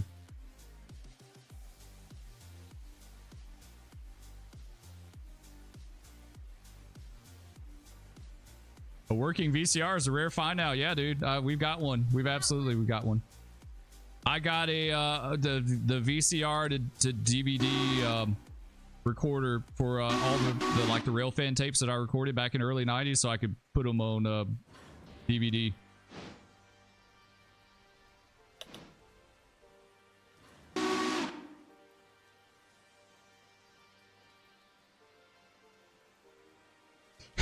People see a floppy disk, or yeah, would kids see a floppy disk and think, cool, someone 3D printed a save icon? Yeah, right? How to use the dispatcher in Run 8 Train Simulator. You just open up F3. You just hit F3 and tell it what you want it to do. Just give them a light. Or you talk about the AI dispatcher. Like if you're running a train, you want to use the AI dispatcher, you have to activate them at the top of the screen. There will be a menu that drops down. Jacko says LOL Bluegrass, right? I'm old enough to remember VCRs. Yeah, I had tons of VHS tapes back in the day. Sure did. Those were the days. Remember my first PC with the floppy drive? What was the next drive after that? Was it 3 1/4? I can't remember. What size was that after the... I can't ever remember the sizes. The hard disk. You remember the hard disk?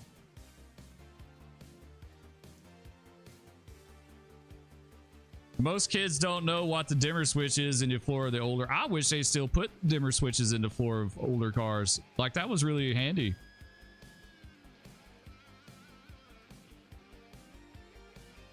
But they don't. You're right. There's like a ton of stuff that they've missed out on.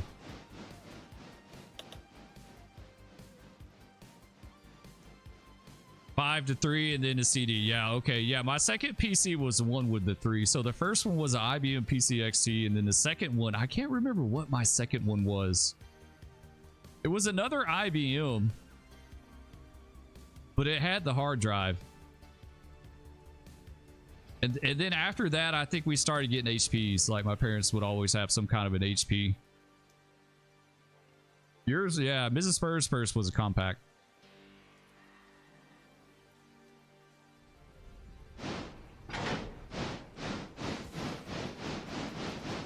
All right, let's kick this guy on his spot here, and we'll go back. I'm glad some of you remember CODs though, because I absolutely remember doing COD. I used to like I said, my parents didn't have a credit card, so if I wanted to buy something from a hobby shop, it was absolutely COD or it was nothing. And I was so broke as a kid, I had to shop. Like, I had to shop across the country to be able to afford anything. Because this stuff was so expensive. I'm trying to remember the hobby shop that I ordered from in UCETA all the time. I can't remember that one, but that was like in the 90s. Like mid 90s, early 90s. All right, this guy's good to go. We'll just shove him in here. Yeah, we'll have him back in the yard. Back about right there. Put the Ayla's on the head in. The floor switch is so much more convenient. I like the floors. Honestly, I wish an auto manufacturer would do a car with manual windows, manual seats, switch in the floor. Like, I don't like, just for a car to run around or a farm truck or something, like, you don't need power windows and power seats and heated seats, and you know, you don't need all that stuff. Just go back to the basics and give me a cheap car. Like, I just want a cheap ass car, you know, like, you don't need all the other. John says he mixed Blockbuster too. Oh man, Mrs. Spur and I we were talking about that with our kids not that long ago. Ginger, what's up? This is first floppy disk for 8, and then 5 1/4 and 3 1/2. That's okay. That's right. Yeah, I never did the 8. I had the 5 1/4. I had a few games on 5 1/4. I had 688 Attack Sub. I had Red Storm Rising. I had Chuck Yeager's Flight Simulator. And I can't remember if Chuck Yeager's Air Combat, if that was on a floppy, or that may have been a floppy too, actually. I think the first 3 1/2 I had was a game called Armored Fist. Because that game definitely wasn't on floppy. That was like a hard disk. But yeah, Blockbuster was fun too. We talk about that a lot.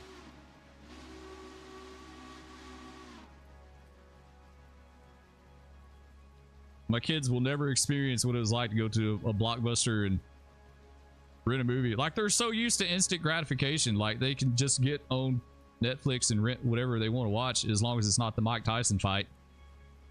If it's the Jake Paul Mike Tyson fight, you can forget about watching that, because it's not like, I don't think anyone watched anything on Netflix that night. Like, who is Mrs. Spur? She sounds amazing. Yes, she is absolutely amazing. Mrs. Spur is the one that makes all this happen. She is the driving force behind Spur Gaming. 1000%. What's up, Farrell? It's good to see you in here. Hollywood Video is what I've never been to. A Hollywood Video. We had Blockbuster. We had Movie Gallery. Who had Movie Gallery? We had, and they both had the same smell. I don't know what it is about movie stores that had that smell. Was that like something that they bought to make it smell that way, or?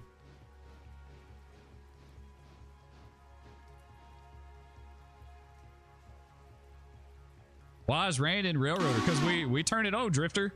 You can go into console. Someone in here taught me that. I can't remember who. Chessie, what's up? Chessie says hi. Chessie's one of my favorite old school railroads. You can't go wrong with the cat. That was like one of the, like, we're talking about the Rio Grande, the speed lettering being recognizable. Chessie, like, how can you mistake that one too? Like, there's no mistaking that one. Go before that, a Commodore 64 that you would input a game from a magazine and save it on a cassette tape. Okay, Ginger, well, we had the Tandy. We had a Tandy TRS-80. And it was the same way, except it came with a book. It came with a big book, so you could program blackjack, you could program Pong, and you could do this thing where it had like this little train that moved across the bottom of the screen. It's just blocks, right? But we didn't have the tape, so you could program it in, but as soon as you turned the computer off, you lost it. We never did the tape thing, which really sucked. Yeah, Spur's old as hell. Like, I remember that stuff. A trash 80, right? Yeah, my dad bought it from someone. Dad worked at the post office, so those guys, they were all the time selling each other like stuff like that. Like, someone would, like, we got our camcorder, our VHS camcorder that way. Got it really good price, and that thing, like, I got a lot of use out of it just doing my tapes and stuff. But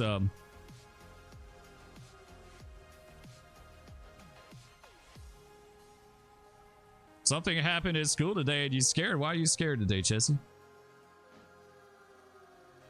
Yes, Aquaspire is the one. Aquaspire is the knowledge base for Railroader. He's the one that taught me how to do the weather. Chessie's definitely iconic. Yeah, there's no missing that one.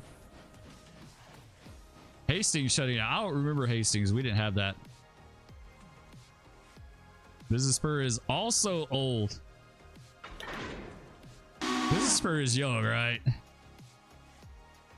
Trash 80 from Radio Shack. So many memories. Yeah, it wasn't bad. We didn't do a whole lot with it just for the fact like we didn't have a way to save our stuff. So when you turned it off, you lost all your stuff. Brandon says, I'm 30. Yeah, I'm definitely more than 30. Miss Spur says she's 29. I had a TI-80 and used an old tape recorder we hooked up, having to hit the record button and run the command to save. That's pretty cool though. I didn't know you could do that. We like that the Tandy we had, we really like it was such a novelty. We didn't really do anything with it. I tell you guys, the first time I got on the internet, first internet service we had was Prodigy. Who remembers Prodigy? Some of you got to remember Prodigy. We had Prodigy, and that was kind of a one-off. It's kind of novelty. It wasn't like the internet you see nowadays. It is nothing like it. And then later on, we got AOL. We did AOL. Who remembers Prodigy? Like, it was wild. It's nothing like the internet is now. Like, I want to say Prodigy was like bulletin boards and stuff. Like, it was... I'm trying to remember. Like, that was something my dad did. I don't ever... Like, I never got on Prodigy. And it was very brief.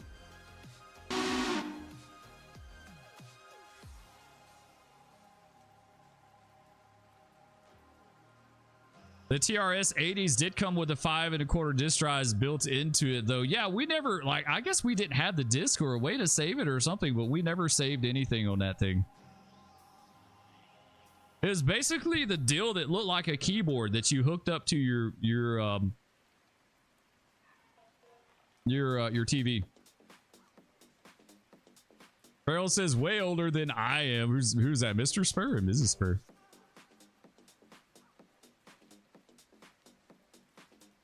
Mac Jacko says Prodigy, Netscape, and AOL. Yeah, we didn't do Netscape. We did Prodigy and AOL.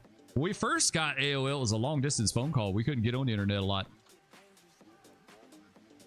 Yeah, we had to really limit that, and then eventually AOL set it up with a 1-800 number that you could call to connect. You could get on the internet, and then it was on until someone called the house, and someone was always calling my mom in the evening. Like, there was no internet in the evening after like 6 o'clock, because that's when one of mom's friends would call her and they would talk on the phone for like an hour. Oh no, I meant to make a cut. No, stop. Don't do that. Go back. Other way. Nick from Vegas says, get off the internet. I need to use the phone. Memories. Yeah, I remember just getting booted off. Like, someone would just call the house and you would just boot you off, you know? You're like, ah. Man. Why's Bob's friend got a call now? Ruined my fun. Like, I couldn't. I was playing Air Warrior online. That was the first online game I ever played. Who remembers Air Warrior? Right? That's what that was called, right? Air Warrior? It was the flight sim, the combat flight sim where you could fly like World War II planes. I don't remember doing any other online game like that. That was the first one, yeah. And then not long after, or about the same time or not long after that, I started doing Satco, which was the predecessor to VATSIM. Jacko says, we had Tanny from Radio Shack 09, definitely remembers AOL. You've got mail. You remember that? Did you see that guy that did that? He just died. He just passed away not that long ago. The guy that did the You Got Mail. Yeah, he did. He passed away. Just recently, like a few weeks ago, I think. Mrs. Spur, she's 3 months older than I am, says Farrell.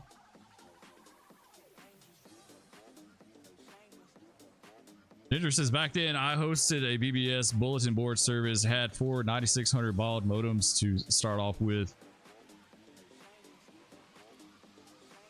But Jacko says his parents still have AOL accounts. I didn't even know AOL was still around. Dial-up was god awful when you're trying to do any. Oh yeah, trying to download something, may as well forget about that. Like if I was going to download anything, it'd be in the middle of the night when no one was calling. Another thing we had problem with too, we had lightning strike the phone line not too far from our house, and I guess there was noise in the line or something, and it was like constantly disconnecting us for a while. Like it really sucked.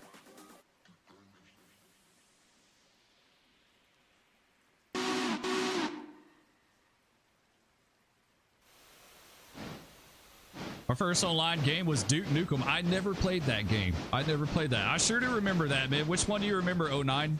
Are you talking about Air Warrior? That game changed. It was called something originally when I started playing it, and then they changed it, right? Like it took on a new name, like they revamped it or did something. So I'm trying to remember, was it called Air Warrior originally, or was that the new name for it? Aces High. Okay, it was Air Warrior, and then it became Aces High, right? TIE Fighter and X-Wing was my first online game, and Command and Conquer. That's cool. Those are some I didn't play either. I never played either one of those, or any of those. Memories of wow, rest in peace. Yeah, that dude's iconic, right? He's almost iconic as the like Siri for today's generation. If you're into aviation, the girl that did the bitching Betty for the F-18 for Boeing.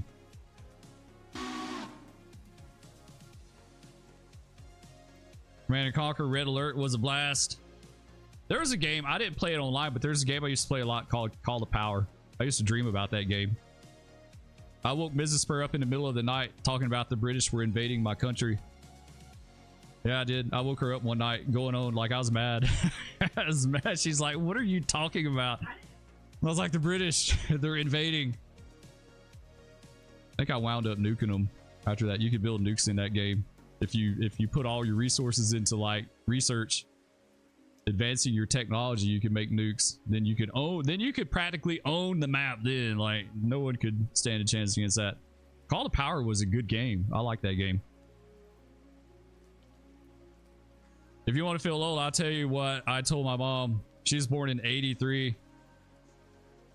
You were born closer to World War II than today. Yeah, that's true. That is true. I tell my kids all the time I was born in the late 1900s. Downloads took 3 to 5 business weeks. How you managed overnight downloads. Yeah, it's true. I didn't download anything that really amounted to anything, dude, because like I said, most of the time it was a long distance phone call. I'm trying to remember how I did Satco back in the day. I think we had the 1-800 number that we could call to, or we may have had regular internet. Like, I'm trying to remember, like that was late 90s. Yeah, they may have had regular internet by then. When we did internet before, we used to have to call a 1-800 number down at Auburn University. Like they were like the internet portal.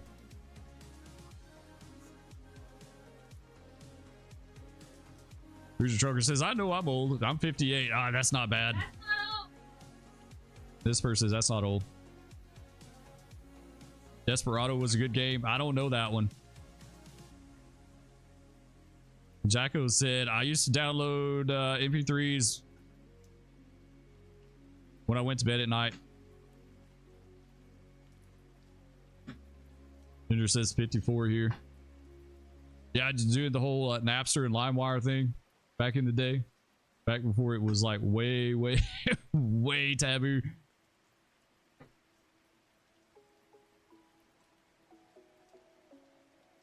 '58 here. My dad was in World War II. Yeah, my dad's Vietnam vet.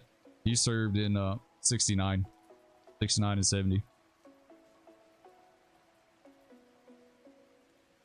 Even today's internet is slow compared to what they say it can do. Dude, I got the most awesome internet provider ever. We get a gig down and a gig up. And it is rock freaking solid. Unwavering. Like, we've had it for like 2 years and it has been like, knock on wood, now something has happened, but it is by far the best internet I've ever seen. Like I said, gig down. The gig up is what I really like. The gig up is amazing. All right, let's get back to this. Let's see. Let's check on Big Ammo up here, see what's going on. See if anything's actually loaded now.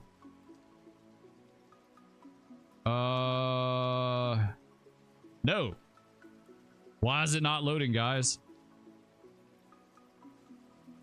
We've been sitting up here since this train has been up here since like 9 a.m. So it's been up here for 2 hours and nothing is loaded yet. Yeah, I moved the locomotive. They said move the locomotive and I moved it. Is there something else I got to do?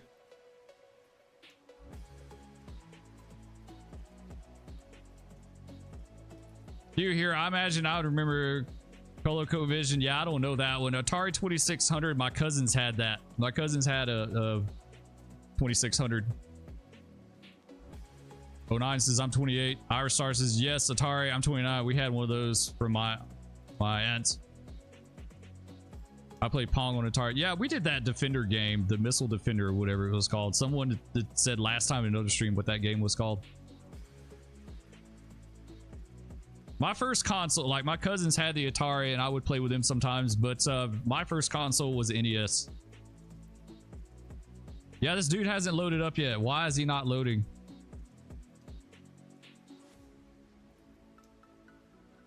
I want to see some results. Like it just needs to do something in pronto. Robinson Gap loads really slow. Sleep and you'll have. So this is okay.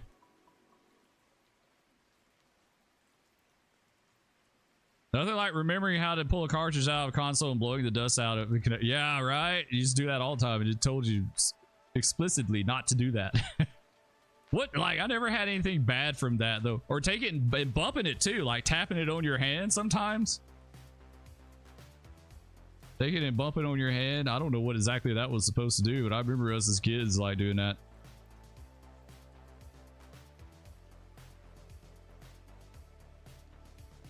All right, well, I guess Robinson Gap isn't going to happen anytime soon, so let's see what else we got to do here. Let's check the 800, see what Big Mike's doing.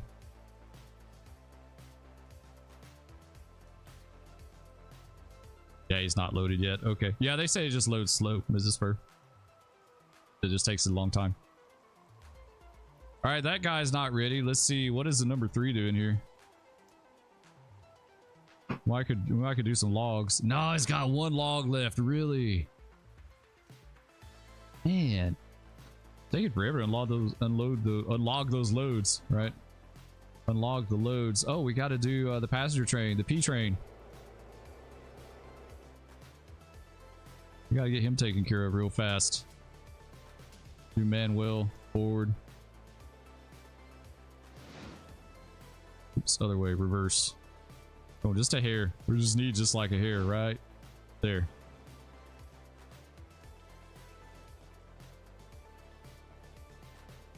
Which Robinson Gap mod are you using? Quincy, I'm not using anything right now. I'm going to get it to tier 5 first and kind of see what it does. And then I might get a mod for it. But I want to get it to tier 5 and see what happens with that. How about Sega Saturn or Dreamcast systems? I remember those commercials. I never had either one of those though. I only had the Nintendo. And then we did PlayStation after that. Like I got all the PlayStations 1 through, we got 1 through 4. I never got a 5. I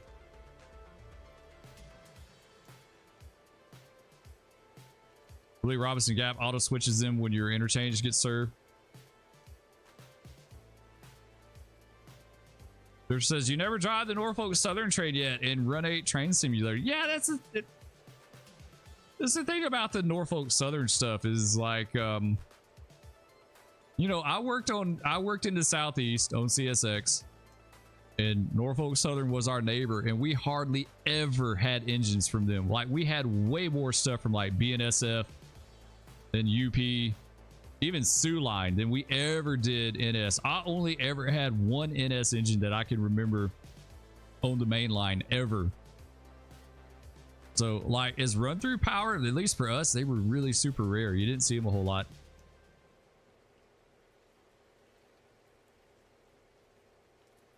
Is that just vanilla tweaks to Robinson's Gap? NECN? Let's see. Vanilla tweaks to Robinson Gap. Yeah, we're not. Yeah. There's one mod in particular that I looked at, but I can't remember. I can't remember the name of it. But CN, yes, we did see CN power from time to time. I never caught one, but I did see some. The CN, like we had a lot of Sioux and CP. It was probably more Canadian Pacific and a little CN, and like right before I started, they were seeing a lot of Wisconsin Central stuff too. But all that stuff was on the molten sulfur trains that came out of Chicago. It went down to Florida. The Sioux engines I had were always on the molten sulfur trains.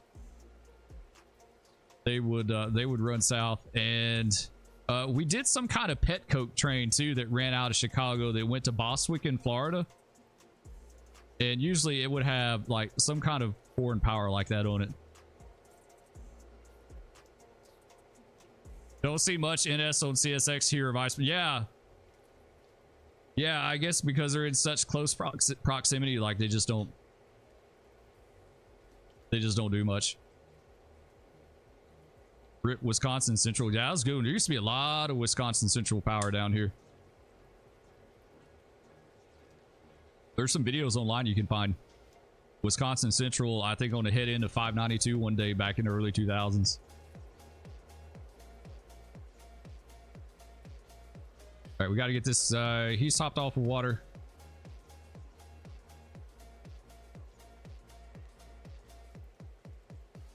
I like this. The Sioux engines were really cool. Like the ones that I can remember were the two. We had two SD60s, and they were the white.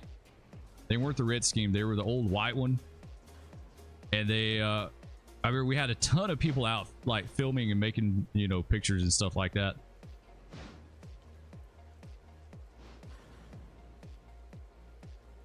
All right, let's get this guy topped off.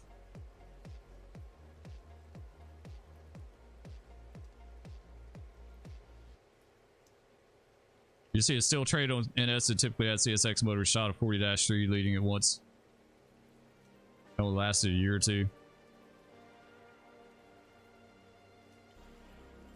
Recent Facebook memory has a circus train running down the mainline sub with a pair of NS locals 10 years ago. Never did the circus train.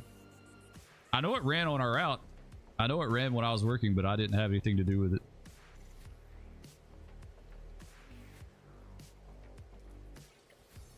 Jacko says, I live by the Sioux line north of Chicago. I model it in N-Skill. That's cool. Have you seen a new Waycross Hydro Drip CSX Heritage units? They look pretty cool. Yeah, they're okay. The new Heritage units are okay. The only one that I was like seriously disappointed in was the chassis. Like the logo on the side is way too small. It's like what? It's like that big around. I'm like, why didn't you do the full size logo? Like, did they just not have the ability to do it? You know, like, is technology progressed to the point that they can't replicate that? Because, you know, they always said they could never build another Blackbird. You know, they couldn't build it if they wanted to. So maybe they can't replicate chassis again because it's just gone. Like, you can't do nothing with it.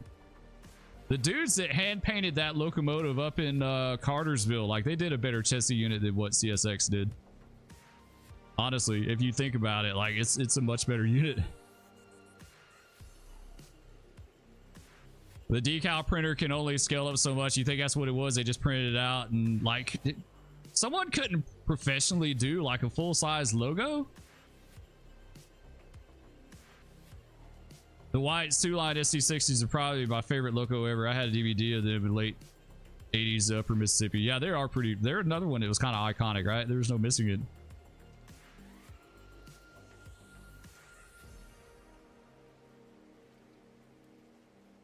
It's difficult for you to catch the circus trains. Yeah, it was few and far between. I think it was all over. It's hard to believe that's gone. Like, that's not a thing anymore.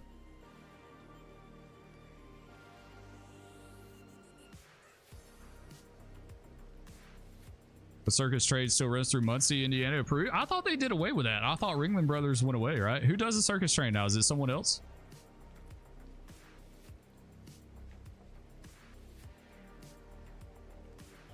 Can his decal be bigger? Nope. Okay, then. Yeah, they just slapped it on there, right? Like I said, the dudes that hand painted, what was that locomotive they did in Cartersville that they painted like chassis? It's gonna be repainted back now, but man, they did. It looks good. Like, how did they do that nose logo? Because that thing was full size. Like, it looked amazing.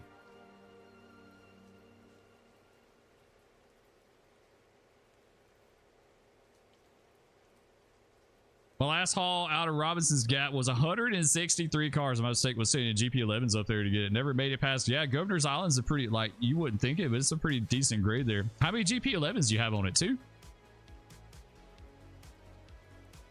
All right, we need to get number 1 out of here. He's got to go. Yeah, I guess we'll just go all the way up to Alarka. I really need to do that Y up here. Yeah, I need to do the Y. The Y would be nice. There's too many things and not enough money. Mike, what's up? This is what's up, Spur. Hope all is well. Doing good, man. Have a good stream. Just doing a little railroading. They did a couple RF&P and L&N. The L&N one up here is in Kentucky at the moment. Yeah, those all look really good. Like, I honestly feel like they did better than what CSX did. Like, whoever did that, I kind of wonder. I honestly kind of wonder if that's an inside job. Like, how could they pull off something so complex and involved? Because you know it took them a while to do that. It took them several hours. It had to have. How did they pull that off and not get caught? Yeah, I don't know. Maybe it wasn't. I just kind of wonder if they knew people from the railroad. They kind of turned a blind eye, right?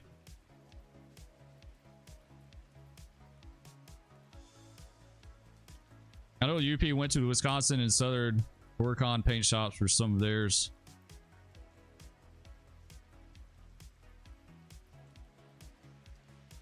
Wish we had a passenger service out here, preferably not Amtrak.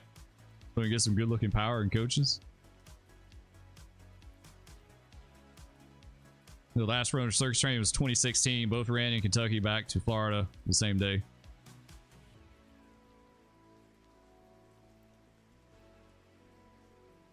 The one that ran the main line had CN Barn leading. That's cool. But those like the Triclops, right? Do I have the Heritage Norfolk Southern SD70 Ace unit? I don't think so. No, I don't think I do have that. I feel like those nose units on CSX were employee done. I really kind of wonder that, dude. Like, they had to take some time to do that and they didn't get caught. It's like really hush hush. I really have wondered that myself. Like I said, either it was employee done or they knew some people that like let them do that.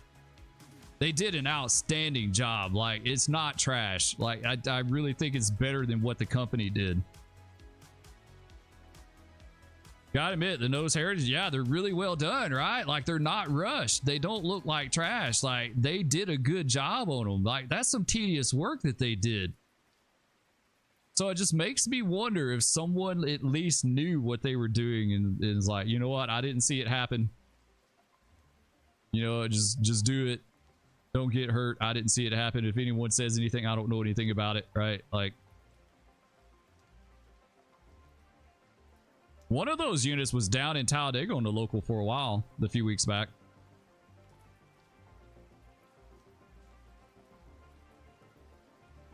I wish CSX Heritage had the whole scheme and not CSX. Yeah, and the thing is like, where they tried to fade it, like the fade isn't even that great.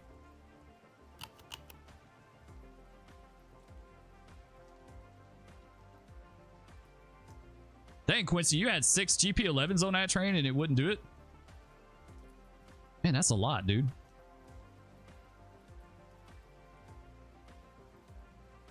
Local passenger is California Zephyr. Passes by at 5:30 a.m. and 9:30 p.m. Yeah, you can't catch it at the right time.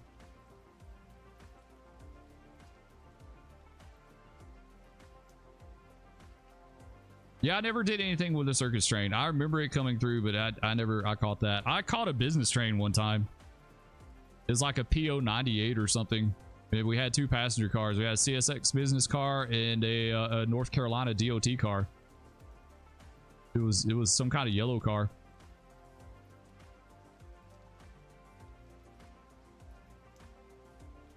That's probably why the later ones have a solid transition. Said, yeah, the fade just looked bad.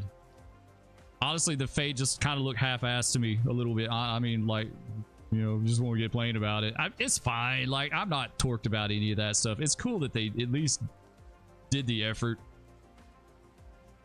which is way more than they've done in years past. So it's fine. I feel like that was more of a corporate, like, identity thing than something for rail fans. I think they're like, you know what, because they have to do something with those logos after so many years. If they don't, it goes back to public domain. So they're like, in order to keep these logos, we need to do something with them, you know. And so I really feel like it was a business thing, and they're like, oh well, the rail fans will like it too, let's just do that, you know. I mean, I don't know.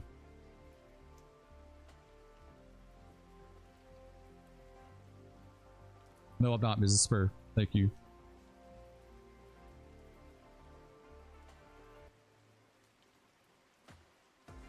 I wish UP would do a SP speed lettering or bloody nose. That would be cool. Just a loaded coal ready to go. Yeah, 09, I agree. It's cool that they did it. Like, you can sit back and Monday morning quarterback all you want and be like, oh, it's not perfect. Like, not everyone's going to be happy about it, regardless of what they do. So, I try not to get too picky about it. It's fine. I would have done it different. I mean, for sure, I would have done it different. I would have done the full scheme and done a full-size chassis logo. Like, that really just torqued me. I was like, come on, guys. Like, that's just... that's just lame and cheap. Lame and cheap, but you know, it is what it is. I don't care.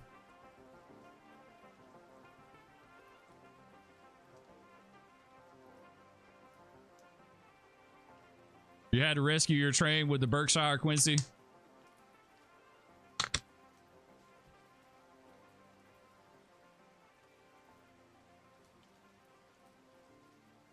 Don Shackelford says, BNSF make a killing with passenger service out here. So many people don't travel because of the expense for personal vehicle. Yeah, you're right. Like, I just hate flying airlines. I don't. It's Spirit just went away.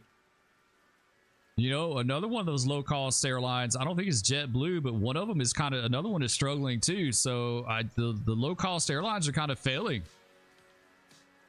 And I hate flying. Like, I love flying, but I hate the experience of flying. Like, it sucks now. There's nothing fun about flying. It's a headache. I dread it.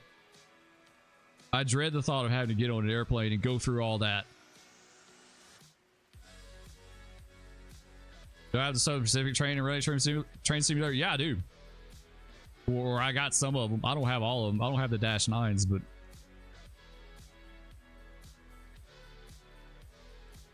frankly, I would have printed them fully too, but oh well. Yeah, I mean, it is what it is, right? CSX dominates Florida. NS only goes as far as Jacksonville. Well, it was cool that back in the day, NS used to go all the way to Palatka.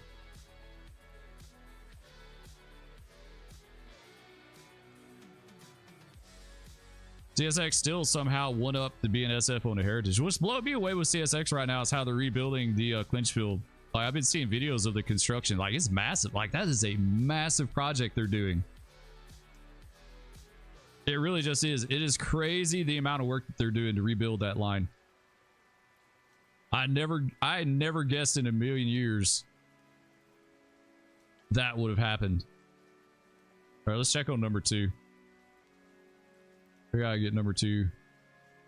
Okay, yeah.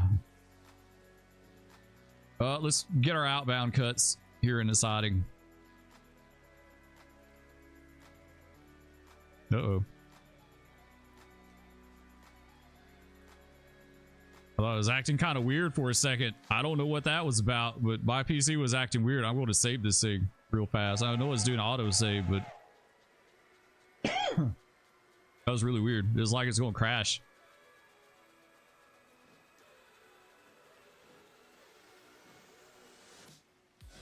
Security checks are so over the top and the reputations are shit now. Yeah, you're absolutely right, dude.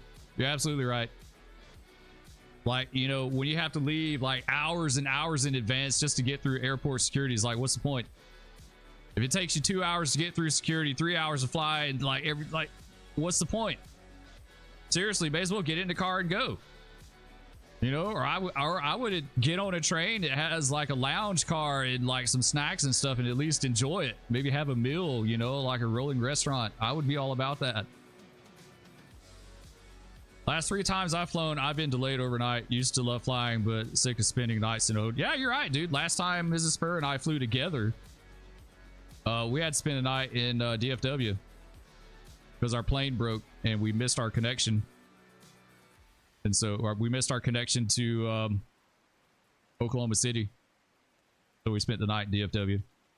We did it on their dime, so that was at least good. Like, they gave us vouchers for meals and they gave us vouchers to stay in a motel. So that wasn't bad, but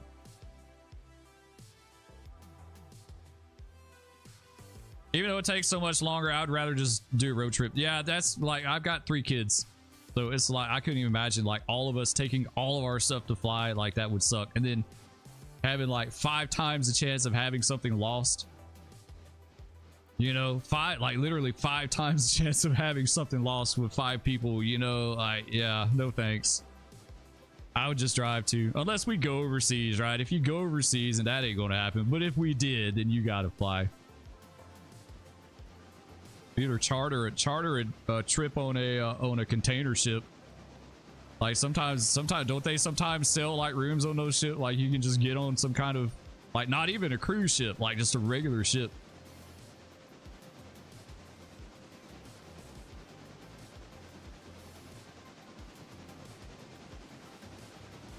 They keep talking about bringing Amtrak back to Louisville. That's the thing. They talk about that stuff forever, but it never happens. They've talked about bringing Amtrak through Amarillo into Transcon, and that ain't gonna happen. That's not gonna happen. BNSF is not keen on that. They are not keen on having passenger train on Transcon. They don't want that.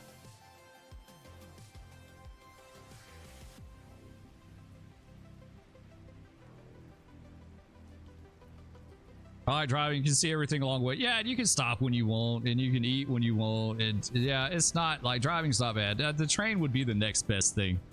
I wish someone would do like an auto train service across the country where you take your car with you. I think the auto train service is the coolest thing, where you have the ability to take your car if you want to.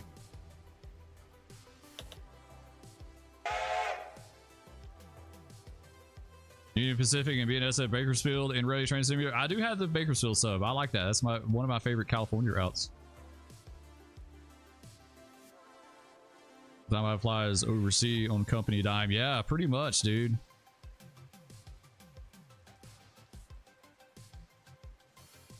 I'd love to sit in an observation car for a 4-hour train ride. Longer if it was like the early 220. Yeah, railroad, like riding on trains back in the day, that was high class. Like, that was like, I remember when flying was kind of high class, honestly. Like, I flew a few times on Delta L1011s as a kid way back in the day, and that was like really nice. I remember people smoking on the airline, like when you could smoke on the planes. It was crazy.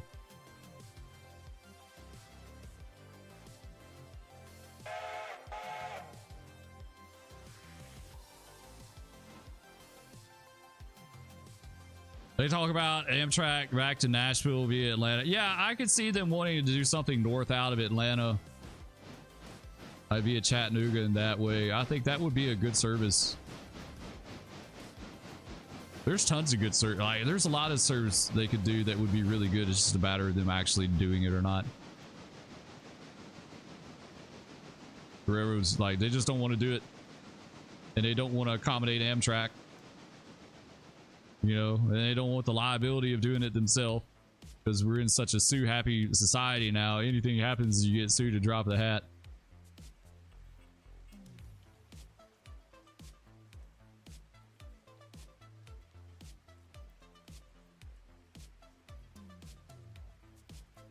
Wish you could smoke anywhere you wanted to. The old days had more freedom. I totally remember that, though. I remember being in restaurants and people like smoking and doing all that stuff.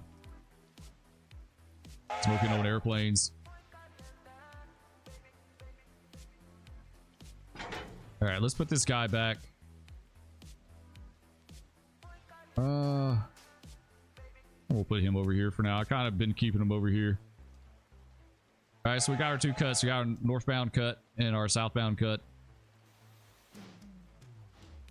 So, gosh, guys, I think we're about done pretty much. I'm not getting these wood racks. They just going to have to wait till tomorrow.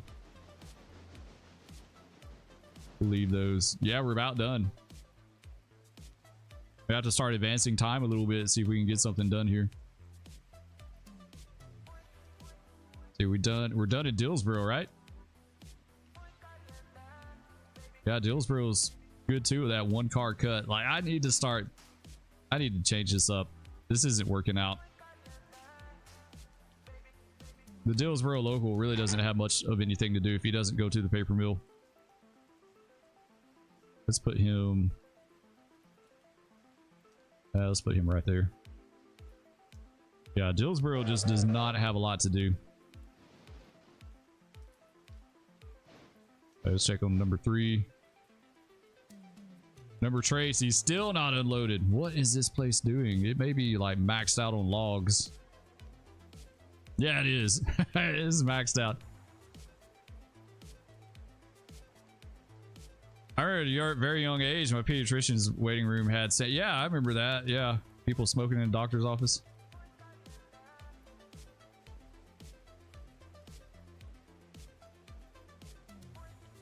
I have a double-edged sword, plenty of bars down here you can smoke at. Yeah, there's a restaurant here in town that just stopped. Like, they had a smoking area in it. That's the first restaurant I'd seen in a long time that had a smoking area in it. But it's kind of like a diner, you know, Texas Panhandle diner. Good food. We just had breakfast there this morning. It was really good. But yeah, we're going to have to start.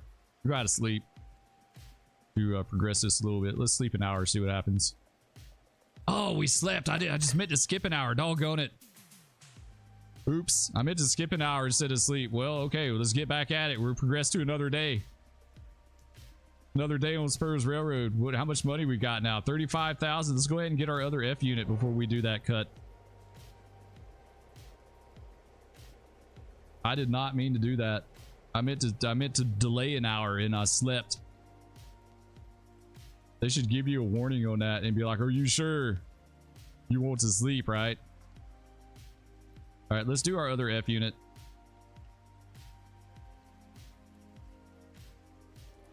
We got $6,200. It's not bad. The thing is, he's not going to be here yet. Like, I totally goofed that up. Oh, he is down there. Never mind. He is there. Sweet. Okay. And we should have a man. Look at that inbound cut, guys. That's legit. That's a legit cut. Where's our F unit? Is he down in the middle of all this? Where's he at? Oh, he's on the bottom. Okay, how do we want to do this? What we may do. Yeah, let's take this guy. Let's take the 501. Actually, we need to renumber him. He needs to be in the 300. He needs to be in the 301. Equipment. Let's do customize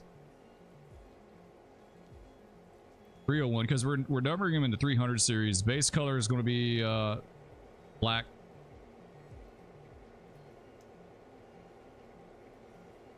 I try to change up the shades just a little bit so everything is exactly the same. Let's do lettering.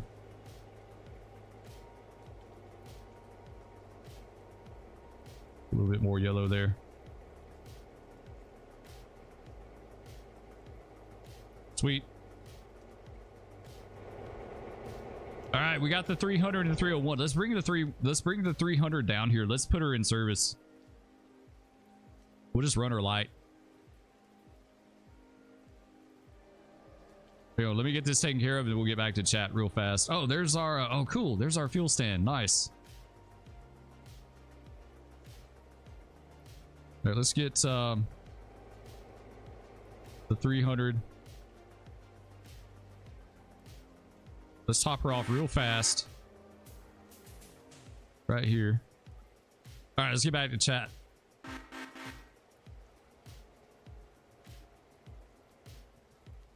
Check Robinson's Gap. Yes, we need to get back to Robinson's Gap. John says it's a different perspective when you're an active smoker. I love the smell of pipe. Yeah, pipe tobacco does smell really good. My granddad smoked a cigar for years. He quit. He quit for several years before he passed away, but he used to, like, my entire childhood, he smoked a cigar. He smoked Swisher Sweets.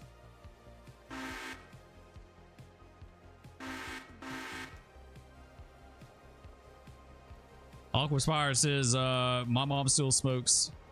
Can't sense, but yeah, all my grandparents smoked. It was a lot more prevalent back then. Right? Is way more prevalent back then than it is nowadays. All right, so we're in a kind of a pickle, guys, because I accidentally advanced the days. We got a lot to do. Yeah, we got a whole lot to do. A short time to get there. All right. Yeah, there we go. Robinson Gap is done. Nice. Okay, let's put Big Emma on it. Let's go ahead and get it headed south. Our service is all kind of jacked up now because I messed that up, but we'll get it back right. It just makes it interesting. How many handbrakes I got on this thing? Three handbrakes. Yeah, that's not bad. That's reasonable. Get Big Ammo in there. We'll take this south. Luckily, we had everything pretty much work. Like, we were just kind of waiting for a few things to unload and do. But, I mean, we worked all the industries, so that's good at least. What does the sawmill look like? Can we bump this guy up? No, we still can't. What do your sawmill? Yeah, he needs some logs big time. We got to get that taken care of. As soon as we get this guy sent on his way, we'll hit the sawmill up. We do have, yeah, Brian, we do have a cut in. We got an inbound cut right now. We got a ton of cars down at the interchange right now. Like, it is a ton of cars. Like, 2 tracks full. Why did they have the arrow open on the bottom? Really? Yeah, it did. Nice. All right, let's close this out. Come on. These handbrakes. Only problem is we gotta wait on the doggone passenger train is kind of jacking us up now. Where could we? Passenger train is coming into Bryson. Yeah, we may have to hold him. We're going to hold him at Bryson.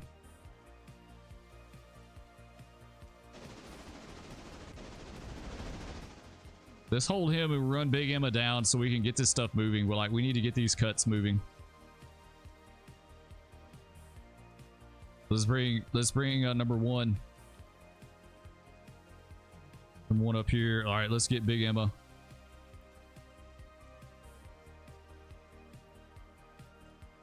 And let's bring her down.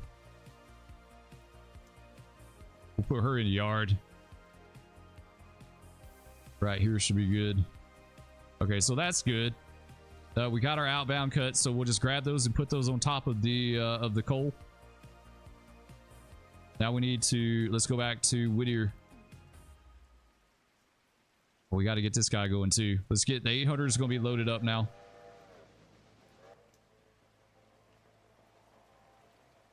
Yep, 800 is good to go. All right, let's take him down there. Yeah, we got a ton of stuff going on now, guys. Like, it's going into overdrive as far as what we got to move. 800 could come down here in this track.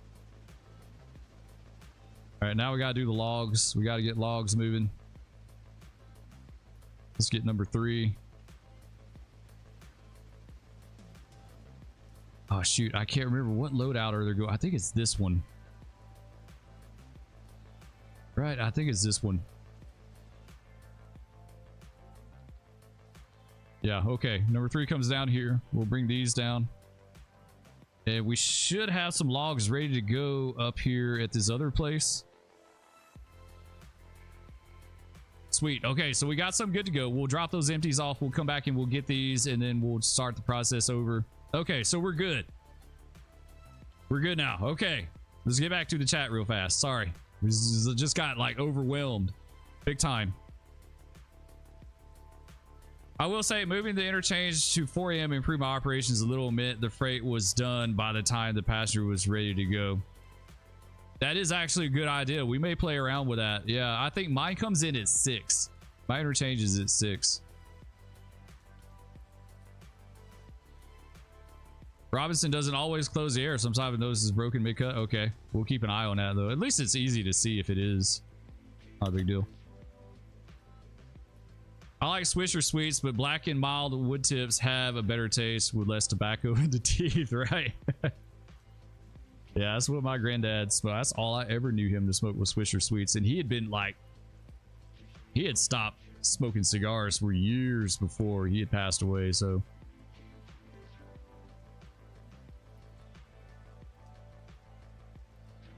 I'm saying once you get so many cars coming, you'll start getting them in 2 different times. If you go to the locations, it will tell you if extra service is on the way for an interchange. Where will it tell you that? Is Silva?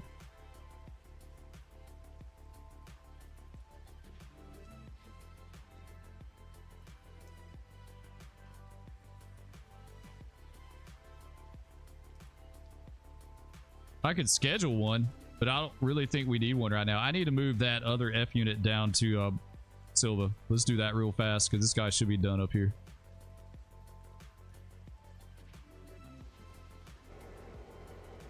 This guy's turned the wrong way too. We're about to turn him around, unfortunately. Is he topped off? No, he did not. Like, why is he not getting fuel? Oh, you gotta lower it. You gotta like actually do something. Okay. Well, damn, he's been sitting there this whole time. I thought he was going to be fueling.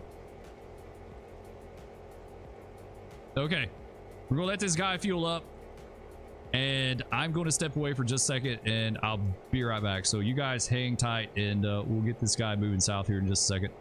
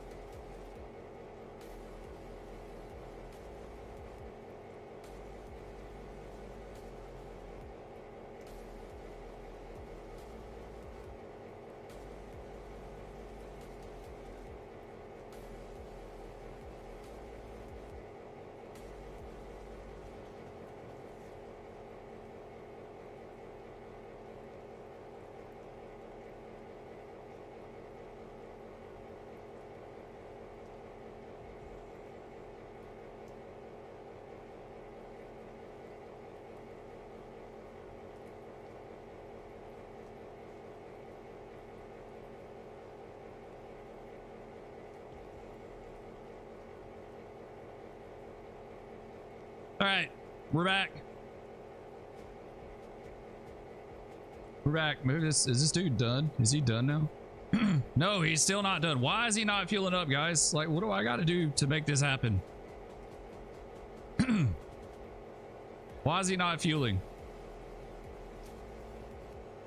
Like, it's connected. What is going on with this POS? Seriously, what's going on? You're not like. Oh, you gotta line it up, really? Man, they're picky about this, right? Seriously. Okay, well. All right, so fuel cap's going to be down here. All right, I guess it makes sense. Makes sense. Forward. Let's just ease them up just a tad. Sounds pretty nice. I'm impressed with the sound. Right about here. Okay, is this going to do it? Oh, so close. Did I even try? There we go. All right, please fuel. We need to, there we go. Now we're in business. I'm telling this, guys, if it wasn't for you, this railroad would be out of business. I could guarantee you that. If it wasn't for you guys, this railroad would be out of business. We wouldn't be doing it. We wouldn't be moving any freight. We wouldn't be doing that. All right, at least we got that taken care of. So we need to take this guy to Dillsboro, flip him around, couple him up to the 301 down there, and then be good to go. 429 takes him a little while, don't it?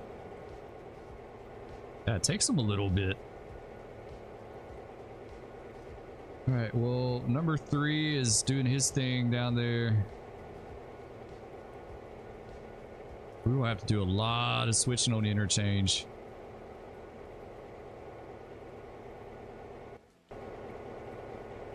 We got a lot down here, guys. Look at all 2 tracks worth. Yeah, 2 tracks worth.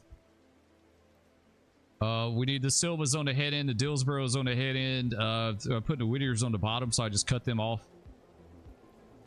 And then everything else in the middle. What is this? A locust pin, locust pin. We need to dig these out, set them over. Set the Dillsboroughs on top. Come back and grab the Robinson. Yeah, we got a little work to do.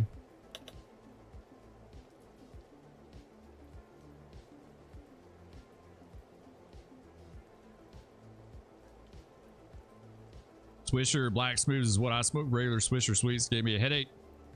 Hated tobacco. And the tea. The Smooths has a tip on him. Next mod should be Cater's Interchange. What does that do, Quincy? What does it add to the game as far as, does it add more tracks or something? I don't want to get too crazy with the industry, like those kind of mods. I saw one that added like a hump yard down here, which is kind of crazy to me.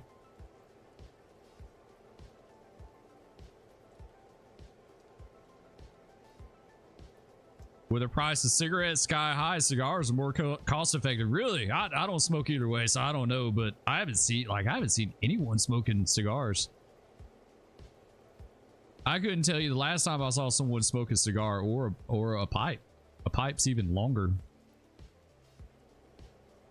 All right, is the 301 done yet? Like, is he? Or I mean, the 300.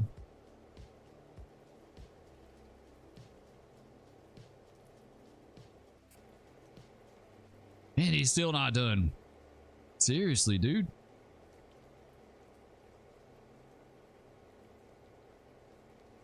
Well, the cool thing is we can bring the 511 south while we're getting the 510 built. We just have to time out a meet somewhere.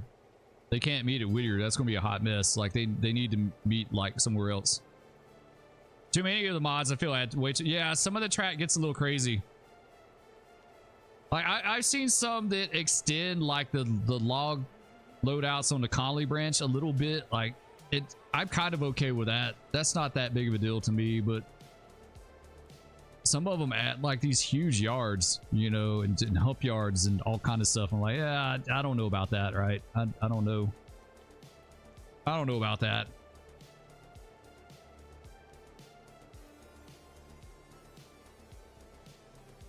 Thomas Valley would probably be your best bet. This pretty long. Yeah, I think you're right, because both those trains are going to be pretty long. So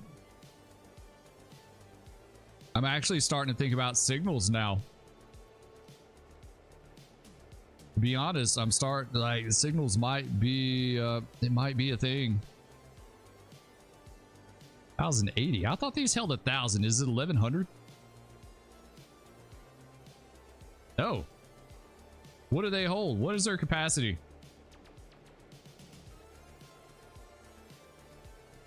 It doesn't say. Let's go, let's look at this. 1,200, okay. That's not bad. That's better than 1,000.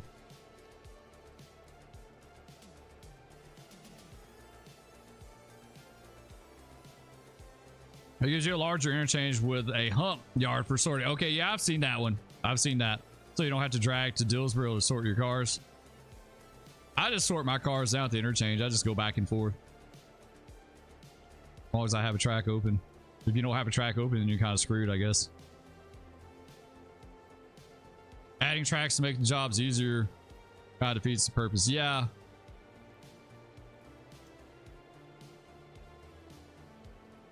CTC is insanely expensive but useful. Yeah, how much would that cost me?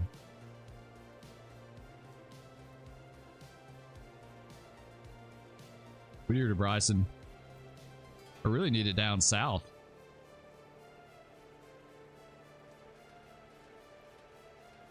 You can't do signals down south? The Silva? Really? $10,000. Man, that is expensive. Wow. Oh, here we go. Thomas Valley to Silva. Okay. You gotta have Whittier to Bryson. All right. It doesn't even tell me what that cost. Probably about the same, I would imagine. Signals unlocking stages, right?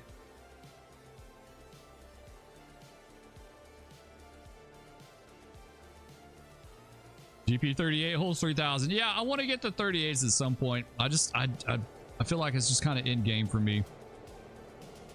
So honestly, I'm holding off a little bit on that. I want to run some F units and GP9s and RS1s and like U30Bs before I get to the other stuff. All right, let's bring 300 down. We need to turn him. Unfortunately, they're both facing the wrong way.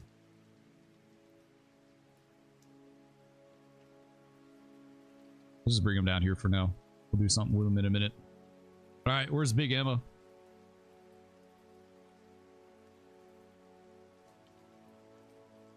Oh. He's just now pulling into Bryson. Sweet. We got some work to do up here then, guys. We got a lot to do. This is going to be a train. What is this? The tonnage on this? 1,142 and then 5 cars of pulpwood. Yeah, that's going to be a pretty legit train. Okay, let's go to the 800. We need to cut him off. Let's cut, yeah, let's get 800 going.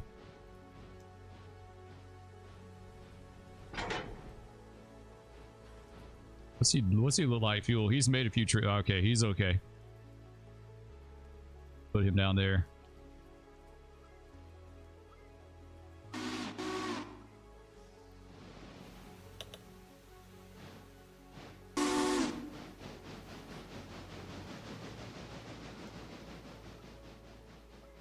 All right, so we'll build our train and get out of here. This is going to be quite, like, tonnage-wise, this is going to be pretty heavy. Oh, man, we need to turn Emma, too. I don't like running her tender forward. There's something wrong about that. We can't run Emma tender forward, like, no. Dude, why are you squawking up here? What is your problem? 800's being aggravating as hell. Like, why are you squawking at me so much? You're fine. Don't be a baby about it.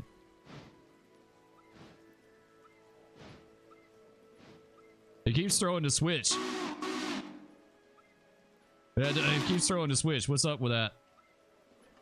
They're freaking out. It's freaking out. Stop. Just stop. Just stop. 800, just stop. Hey, please. You know, if you want something done right, do it yourself.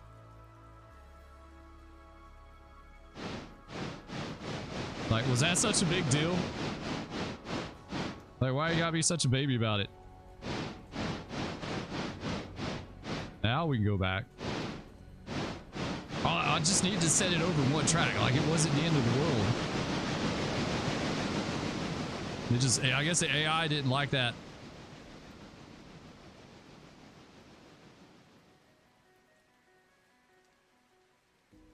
There's 2 interchanges in Andrews? Really?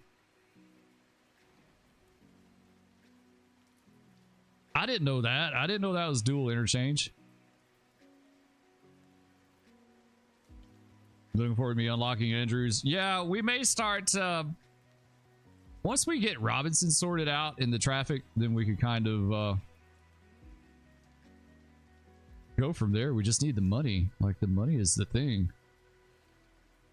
Yeah, let's turn Big Emma. She shouldn't need fuel.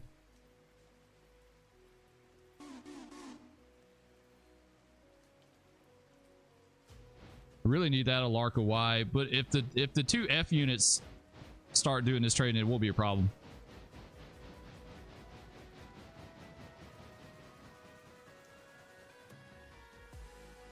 Having multiple locos close to each other confuses AI. Okay. Oh, 2 interchange. Okay, I see what you're saying. 2 interchange, 1 on each end of the railroad. I got you. Waypoints near a switch will freak it out.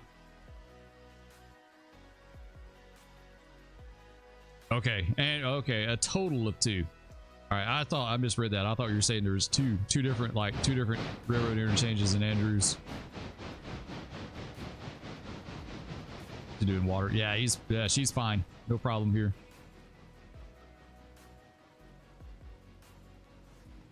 All right, question is where's 300 at now? 300 should be coming up on Thomas Valley. Okay. We got a little ways to go. Yeah, we need to get those logs over to the sawmill. Let's do that real fast. Cut number 3 off. Let's go grab these.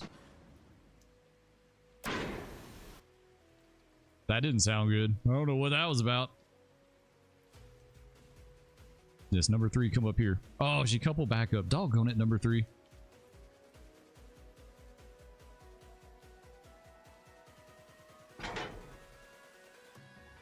Pull her up just a little bit. There we go. She coupled up again. Are you kidding me? Number 3, what are you doing? Stop, stop, stop, stop, stop, stop.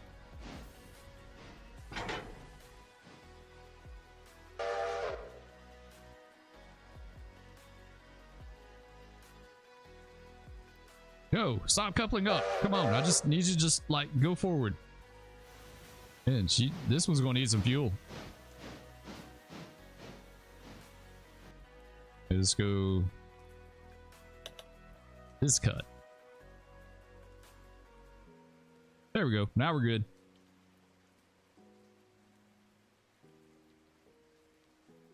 There's a mod to add an interchange behind the Appalachian Hardwoods in Bryson. That's cool.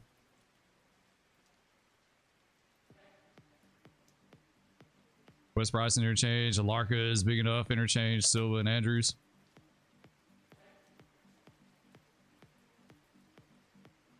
Honestly, having 2 interchanges in Andrews is a fun idea for a mod. Like, have 2 different class 1s. Yeah, it would. I wish they would do some bridge traffic on the route, but like this line probably didn't have hardly any bridge traffic. There wasn't any need.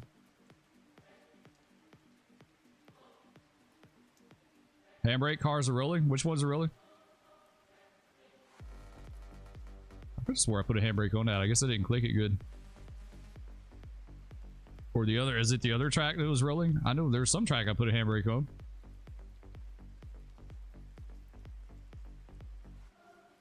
Yeah, that one has a brake. It's good. Okay.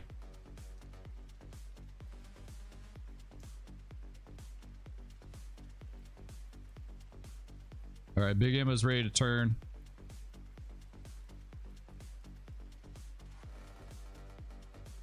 I wish you could waypoint her on the turntable.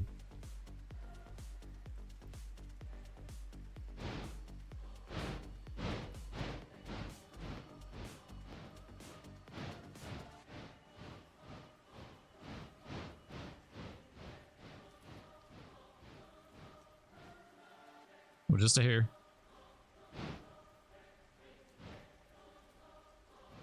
Sweet. Good enough. All right, let's spin it.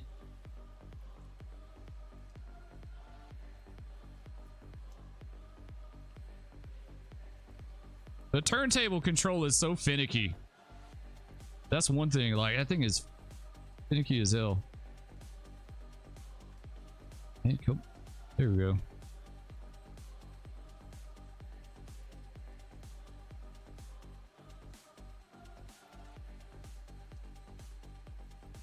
Now it's got me wondering if I should run 510 and 511 at the same time. To take more power to do that. That's like the big downside.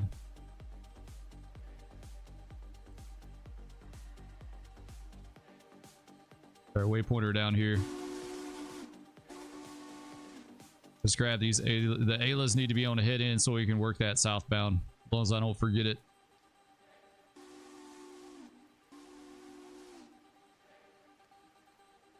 If you slightly just pull the handle, you can go like 10%, use it to the spot you want. Range meat. Feels like Kenosha. Wish the turntable controls were available outside of first person. Yeah, absolutely.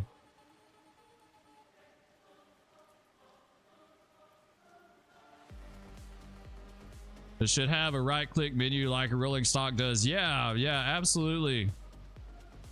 I would love, dude, that's like a jam up idea. Yeah, 180 it or just whatever. I 180 it more than anything.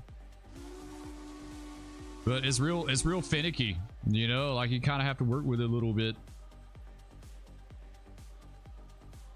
All right, so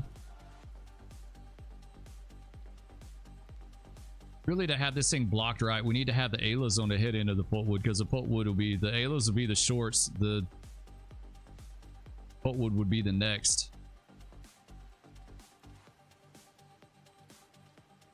And I don't know, do we have anything in Whittier that's going to be worked on that cut? This is a question.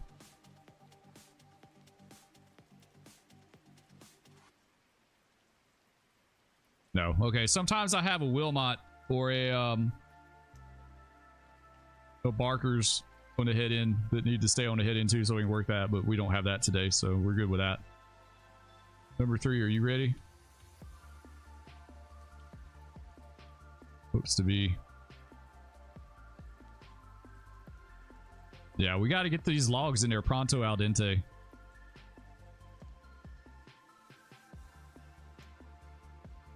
There you go. All right, that's good.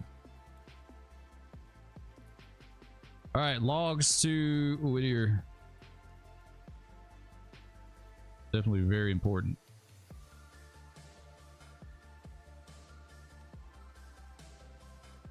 By the time these are unloaded, the other cuts should be about ready to go, and then we just ferry them back and forth.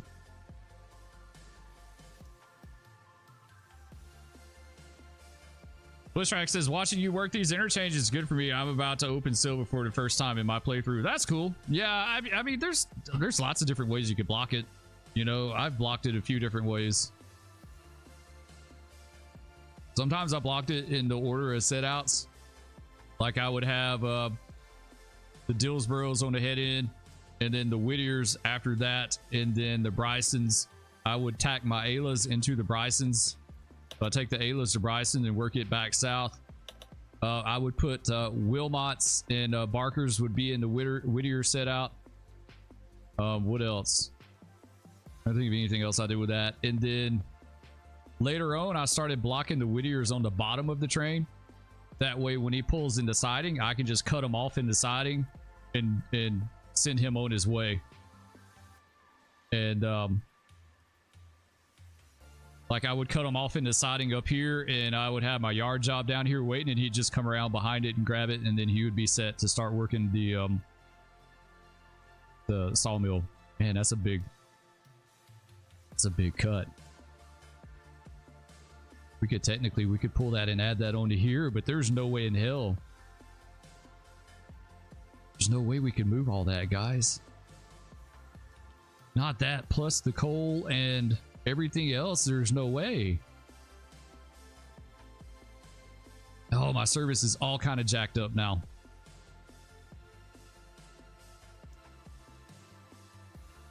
We could split it. We could split the service. Man, I don't know. Do you think it'll pull it? Let's get the engine. Let's grab it then. Let's grab it and try it. You know, we're seeing that worst thing that happens, we have to double it. Let's see if Big Emma could do it, because she's going to be tasked with taking that on. So let's take her. Let's grab this.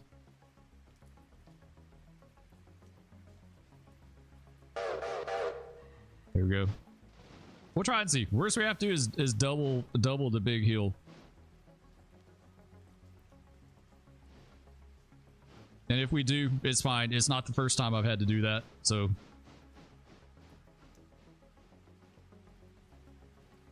All right, we'll let her get that.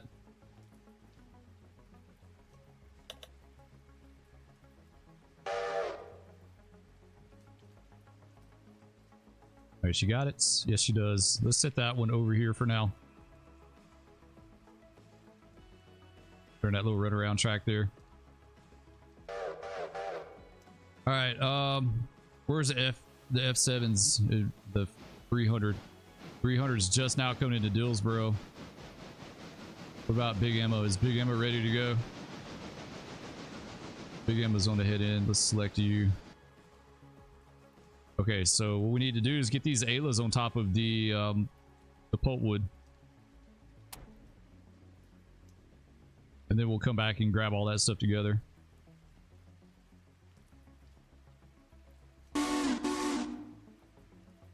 I think Big Mike needs to go to fuel.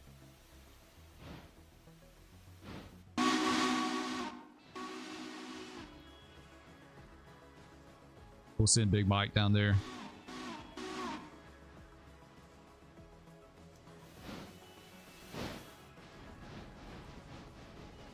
All right, I think we're kind of getting right a little bit.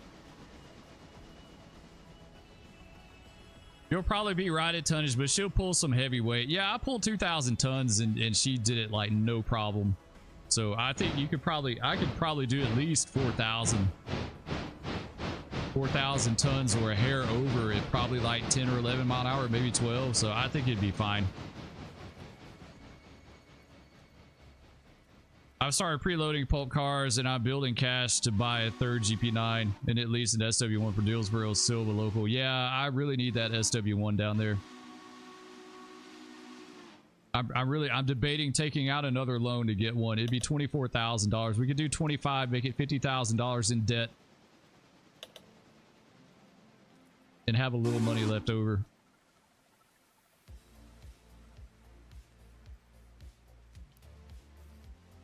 All right, these guys did it. We're good with that. You're right. Here we go. All right, let's go back over.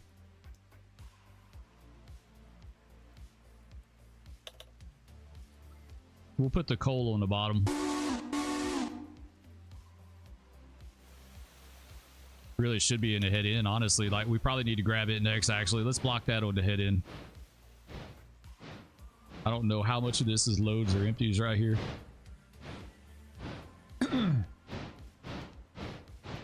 Yeah, we'll put it behind the pulpwood. And then we'll go back and grab this stuff on the bottom.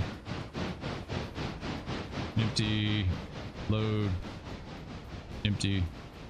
Empty. Yeah, there's a few empties in that.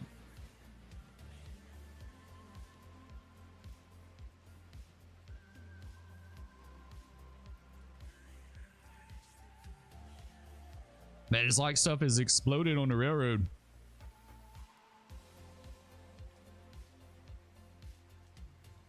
Like, it really just has. And I think we bumped our tier up on the paper mill too. It's tier 3 now. Well, it takes 5 cars a day. So it went from 4 to 5. I think we could do that. I think we could manage that without buying any more cars. So that's something we're going to have to look at, like, pretty soon.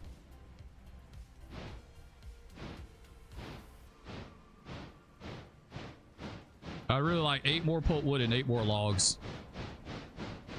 I think that would be pretty good for what we got to do.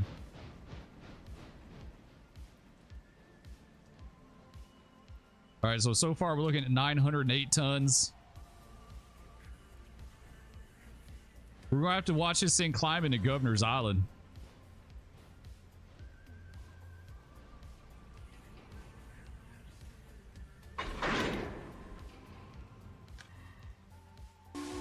$1,600 tons. Yeah, that's not nearly as much as I thought it would be. Yeah, she'll be fine with this. He's going to have a pretty good, like, we got to add all that Whittier stuff, so that's going to be a legit train coming out of there. Signal work would be my next project for AI work. That should be my next big project, you think? Like, expansion-wise?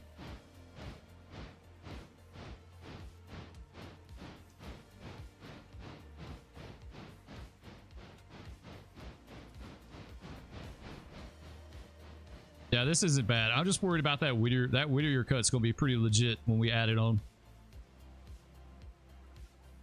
Where's that big old diesel? They're down at the other end of the railroad right now. What's up, Prezzo? Appreciate you watching, man. Thanks for joining. Yeah, the F units are down at, they're down the other end.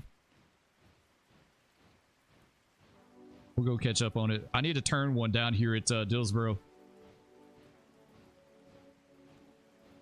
Where's it at? There it is. Let's spin it real fast, actually. Yeah, we haven't been able to do... oh, stop. No. Stop. Wrong one. We haven't been able to change everything over. We're just now getting into dieselization. We're dieselizing. We got 2 F units. We got 2 F7. I've always been too late to catch your streams. That's no worries, dude. Today's kind of a late stream. I got a late start. I had to snake a drain in my house this morning, so kind of got off to a late start, but that's all right. Late's okay. It's better late than never. United, what's up, dude? How you doing? Good to see you. John just says that's what you would do. Do the signals next. Yeah, I kind of wonder that too. That's the thing, like there's 50 bazillion different things we could do. Different routes we could go, different things we could do to set this up.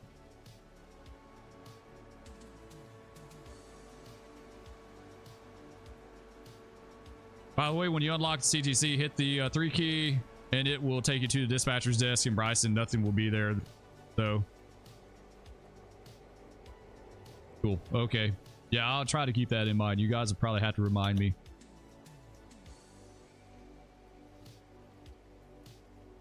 Yeah, let's get this bad boy flipped and down there to Silva for the interchange, and then we'll have a 2-unit set. That's going to be kick-ass. 2 units back-to-back. Let's do manual.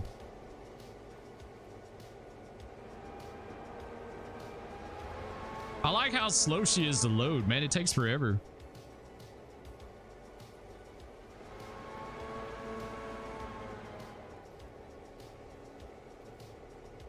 This thing is easy compared to Big Emma. Big Emma, you have to split hairs with her. All right, let's get it turned.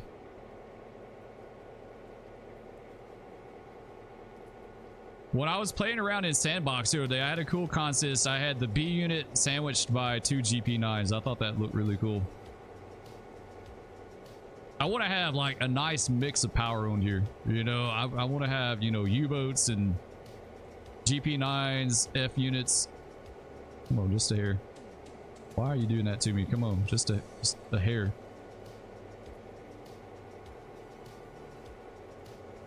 Nice, there we go. All right, so this thing's ready to go to Silva. Let's get her down there. Let's get her on top of the 301.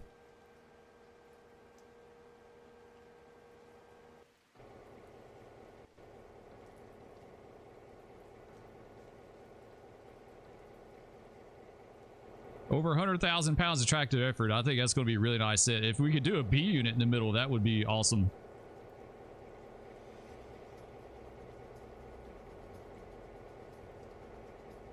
I just want to let you know that your playlist of Run 8 streams are the sole reason I've been able to get any decent sleep lately. I'm not saying you're boring. Your commentary is just very easy, relaxing, get lost in. Oh, that's cool, dude. I appreciate that, man. Yeah, Run 8, like, what? Mrs. Spur's over there laughing. He's laughing at me. Why are you laughing at me, Mrs. Spur?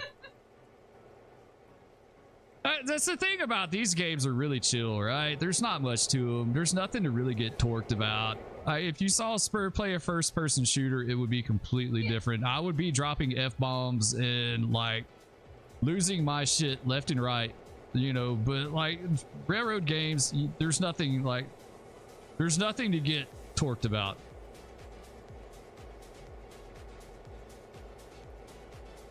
If I was in Call of Duty, that would be a completely different person.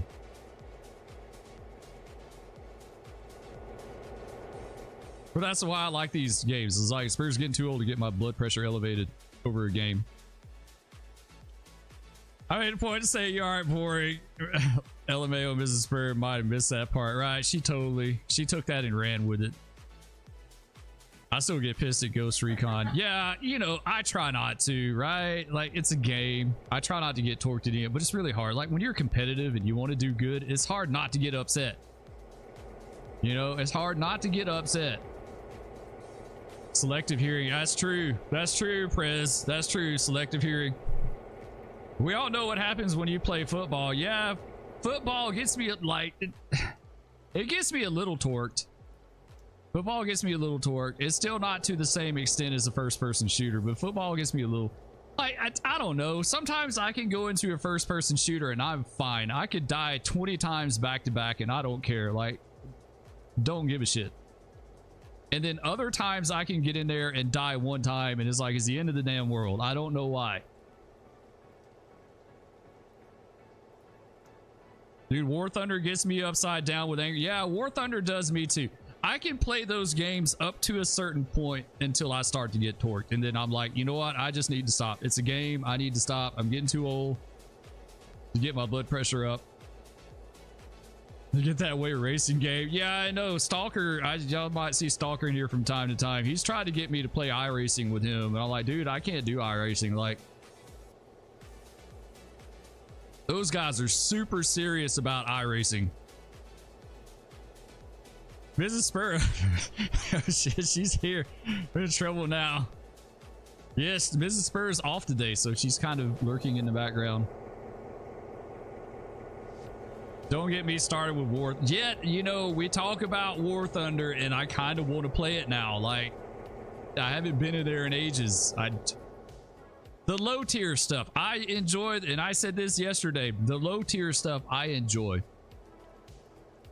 Yeah, the low tier stuff's a lot of fun, but the higher tier stuff, I start to get torqued. Like, I really do. I start to get torqued with the high tier stuff. All right, is 300? Are you coming down here sometime today or what? Because, like, Spur's fixing to get torqued with the 300 if you don't get his butt down here. Oh, I hear him. Yeah, I hear him. Nice. Friends don't let friends play War Thunder. Sometimes I like a game. That's why I like, you know, we're talking about squad versus like Call of Duty, you know, and squad's a lot. You got to put a lot more thought into squad, right? Like, it's a lot slower pace. You can't run and gun. You've got to be more strategic about it. But Call of Duty's like, sometimes I like to just jump in a game and just like mindlessly shoot things and not really think about anything, right? Just like run and gun. No thinking, no planning, no nothing, you know? So War Thunder's kind of like that to me, at least a little bit.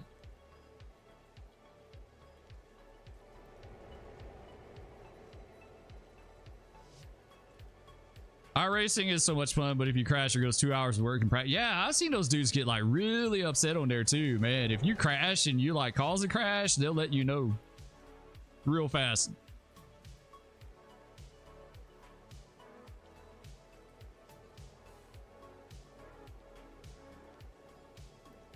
All right, squad is moving to Unreal 5. I did see that. I've seen that. I haven't been in squad in ages, but it's hard to get in squad. You know, we talked about this yesterday too. Like, if you can't get in squad if you have like 30 minutes to play. Like, what can you effectively do in squad in 30 minutes? Not a whole lot.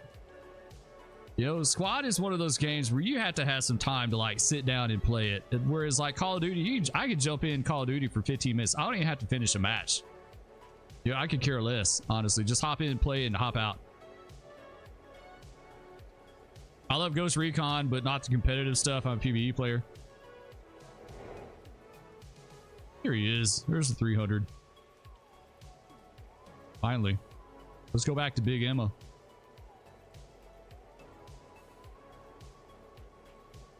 What's Big Emma doing?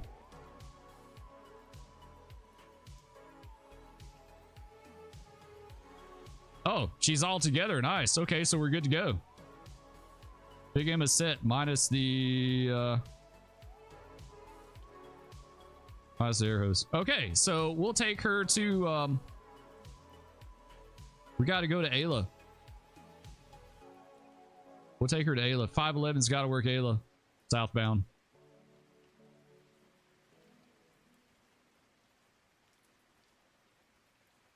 So we'll bring her down here. Put her in the hole. Yeah, she's got 1 to pick up and 2 to set out. Too bad. Now we can go back to the south end and get this supply train ready, and then we should be good to go.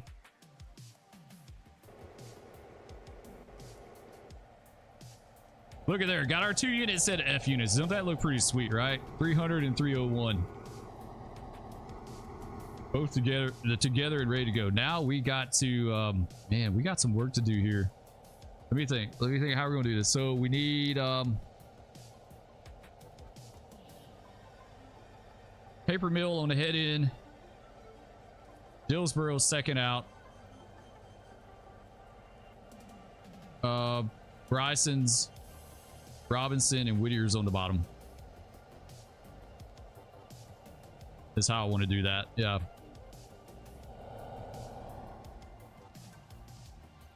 All right, let's get started. We got a lot of this. Is going to take a bit. Yeah, this is going to take a bit. Oh, we got to get this thing MU together too. Let's do this one. Select, cut out, MU. Get the air hoses. Too bad you can't MU them together. That would be nice. Let's take the 300, make it the leader.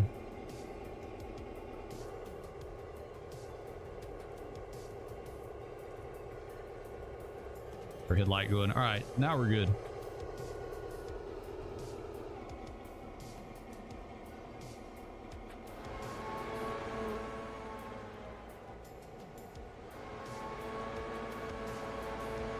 The diesels are definitely a lot different to switch with because of the delay. All right, so we need to get the Robinsons on the, let's see, how do I want to do that? Maybe put the Brysons on the very bottom actually, because then we could just cut those off in Bryson Yard and then take the Robinsons on to the mine. So yeah, we'll do the Brysons on the bottom. Yeah, we got a ton of handbrakes.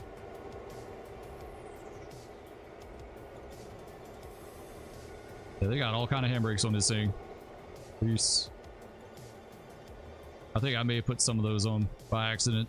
I want this to connect up. Now we got it. Oh, there's our okay, good. We got that too. We need that thing. Our tipple's getting kind of low. All right, what's the tonnage on this? 1,200 tons just on that one cut.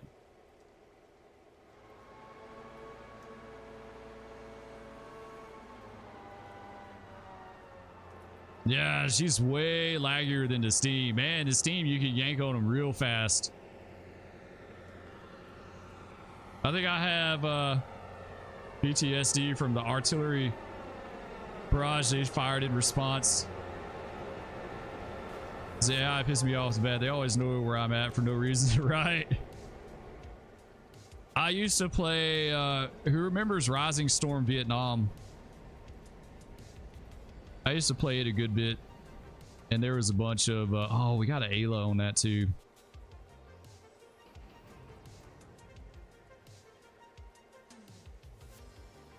We could probably, yeah, we can honestly leave that the way it's, if we're going to put the Brysons on the bottom.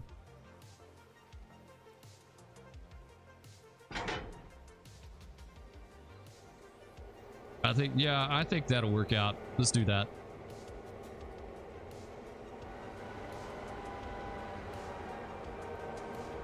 That's some good looking diesels, right? They're all right. Like they're plain Jane. I'm kind of going for old school Clinchfield look, right? With the black and yellow.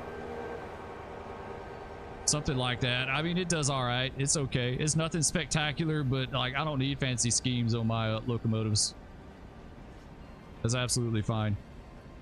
Those look so much like the 488 and 489 I used to run on the MERR. That's cool. Those are FL9s. Isn't F7 the hand of God for airlines? Dude, F7 is looking weird. They're missing a B unit. Yeah, I'd like a B unit. I want to add a B unit to it, but we just don't have the money for it right now. Like, it's... I think the two F7s with one B unit would handle just about anything we did. I would like a few good consists, you know, like, and kind of mix and match. You know, have some really, you know, cool different consists to have.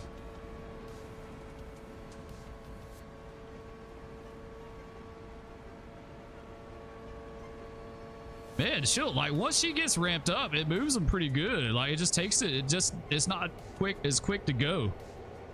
Like, it takes them a little bit to ramp up, but when I was playing around in Sandbox the other day, I realized it's way harder to like jerk cars by with the diesels than it is Steam. Like, I was having a hard time with it. Let's take it back ahead.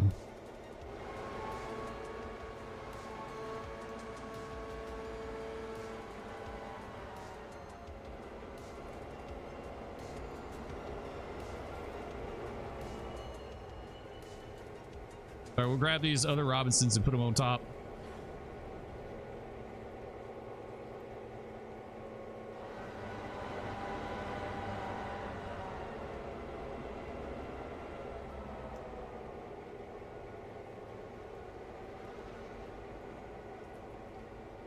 And I think we'll be about good to go. Like, we got a little bit more switching to do, but oh, come on, don't squat. Go.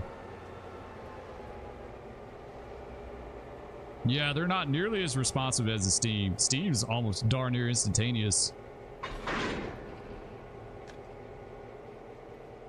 Our brakes on the bottom. I'm not gonna worry about that. Let's set these over. Oh, actually, they're on the head end. Never mind.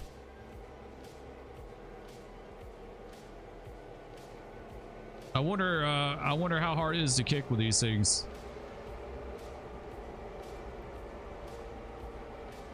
I really wish that the system simulation was better in TSW. I want to use DP as it should be used. You played Rising Storm Vietnam not too long ago. I saw where they did a surprise update to that game. Like, they were pretty much done with it.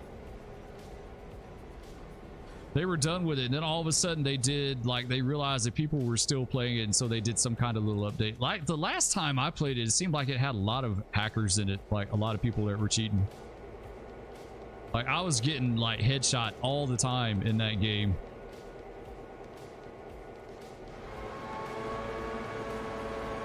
Actually, I was going to kick these, but I don't think we're going to be able to do that. We don't have room for them.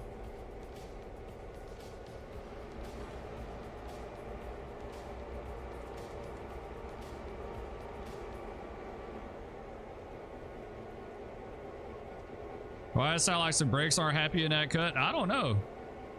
There's nothing on it. Any new mods with smart orders would save you a lot by letting auto knock off the handbrakes. Yeah.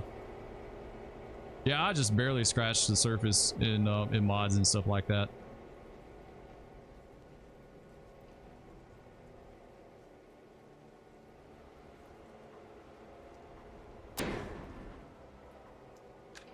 All right, let's just keep shoving them here.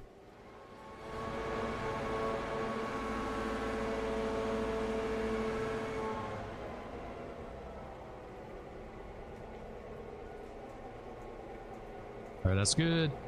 On top of that, we want Dillsboro and Silva's. So grab this cut, put them on top of this one, put that on the head end, and then put the Whittiers on the bottom. Yeah, that's the plan, Stan. That's the plan, Stan. Oh, they're so slow. Man, they're slow. Like, once they get going, they go good, but that takeoff, man. Yeah, we do need a B unit in this thing bad. A B unit would be nice.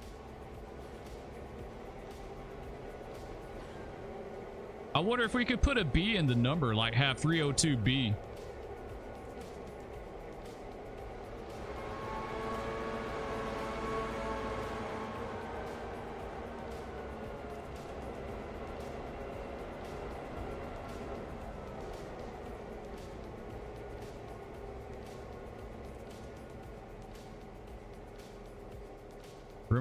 Watching your F7 switch reminds me why I stopped using SW1. Why? It's because it's so slow to load up.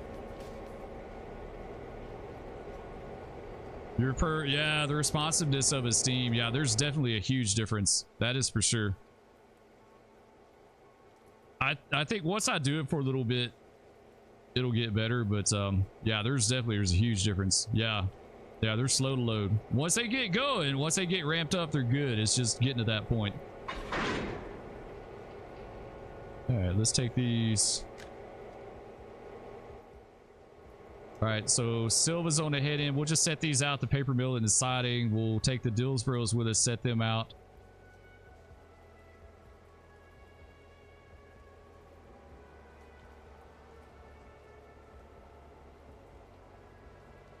Yeah, Steam, you can yank those cars around like no tomorrow. That's definitely a big downside.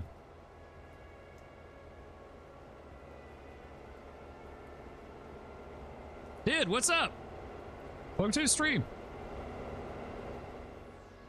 We're switching our interchange with our new F units that we got. Got a matching set.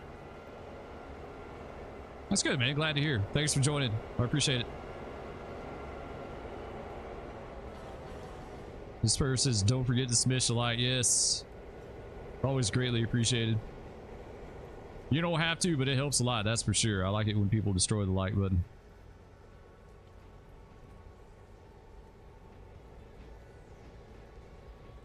YouTube likes it. That's for sure.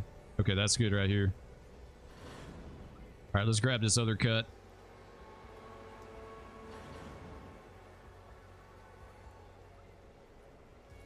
Oops, go back. I double clicked it. That wasn't good. So we grab these Dillsboros off, go back to this cut, and then take all this and put it on top of the Whittiers, and then it'll work out. So yeah, we kind of split the cuts on this one, but it kind of works out better. Like I say, we can just roll up in Whittier and just cut the bottom of the train off and go on about our business, and it'll be good.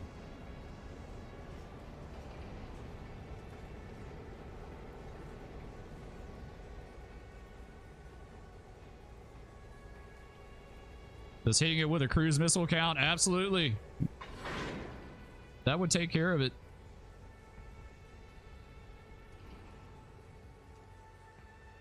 All right, get this guy. All right, now go back on top of the, okay, go back on top of the Robinsons. We don't have any shorts, like anything. Yeah, no Wilmots, no Barkers, so we're good on that.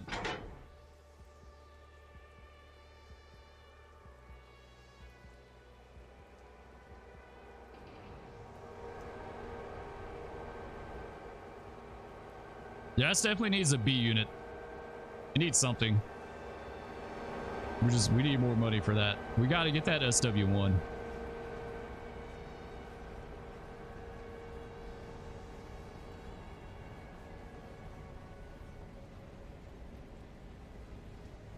So I think it's cool. I saw Corman use their F units in freight service on rare occasions. I didn't even know they had F units.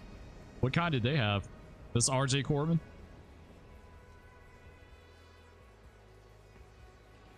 Notch 1 barely gets you crawling even with light. I always go straight. Yeah. Yeah, true story. So now we need to go back on top of Robinson's.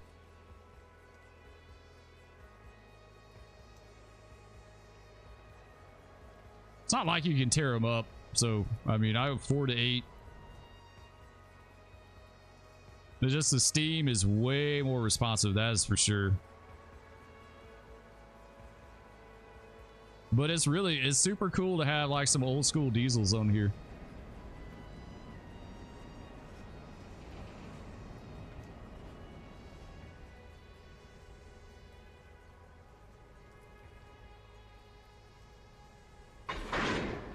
There you go. All right, back the other way. Stop. Stop, stop, stop. Go back the other way. What's the tonnage look like now? 27 cars, 14, yeah, basically 1,400 tons, 1,100 feet. This one won't be too bad. This is the one coming south that I'm worried about with Big Emma. I said after she gets that Whittier cut. Yeah, a pair of FP7s for their dinner train. They pretty much retired now. Did those come from CSX? Was that some of their F units that they had? Because, you know, CSX had 4 for a long time. Billy got rid of them.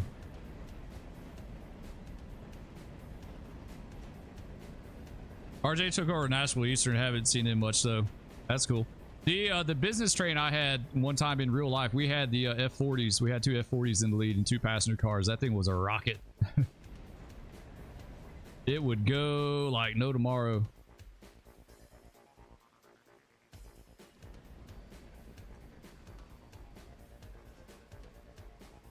Yeah, let's stop her here.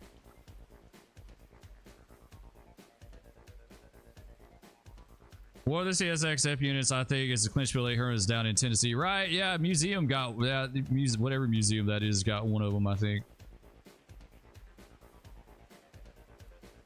The others went somewhere, though, I'm not sure where. Yeah, they had, what, 2 A's and 2 B's?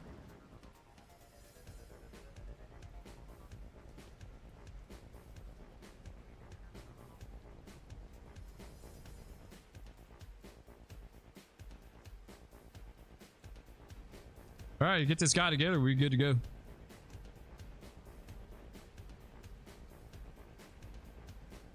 Souther had a pair or 2 of FP7s. Corbin got 1.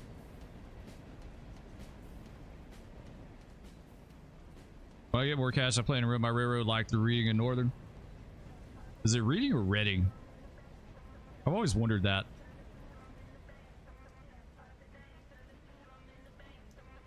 I think that's the dude that did the rail fan videos, John. Oh, what is his name?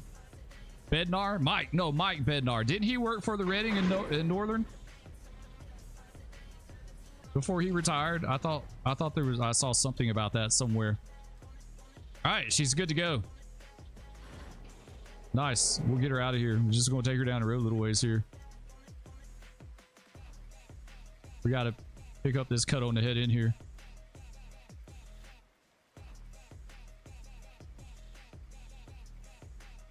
Yeah, that's going to suck. Because our Brysons aren't... Oh, yeah. How could we do this? We got the Whittiers on the bottom. We could just leave the Whittiers on the main and go in and get them. Get them that way. All right, let's see what Big Emma's doing. Yeah, Emma's in Ayla.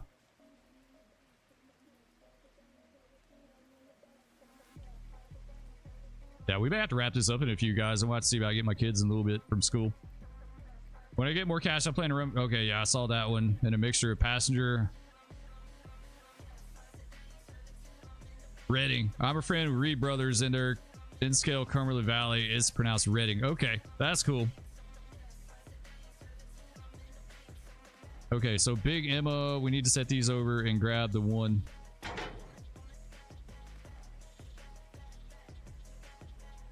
I'm gonna do that real fast. We'll let her do that. Now we need to go down to Whittier with the 601.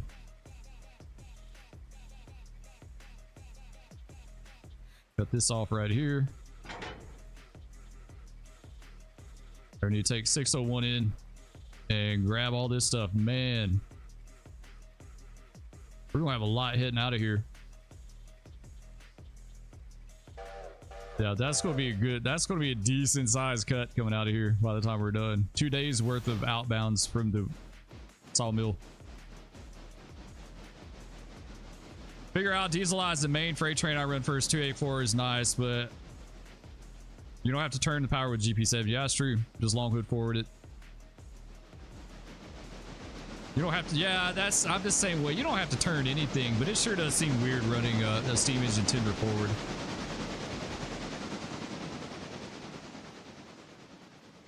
You got the mod Prez to make. Is that the one where the track like comes out further and comes out down here, right? Like it does something that makes it doesn't make it a switchback.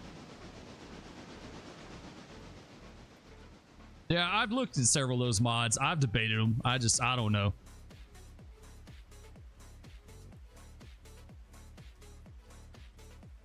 All right, let's go back to Big Emma. We got a lot of irons in the fire now. Okay, she's done that. Let's cut her off. Man, I just wish they had lumber loads in game. They need lumber loads on flat car. At least the sawmill stuff, man. It needs a lumber load bad. I'm honestly, I'm kind of surprised they haven't done that yet. Or someone do a mod. You know, these need to be lumber flats coming out of here. You imagine that? That has tracks in areas where there should be. Makes no sense to have so many areas with switchbacks. Like, yeah, you're right about that. Like, honestly, like everything that I did on the railroad in real life, I don't ever remember having a switchback into anything. Like, I am trying to think right now. Did we have anything that required a switchback? And I think it was just simple spurs, right? It just come off and go in. Like, it was nothing complex. I don't remember a single switchback anywhere.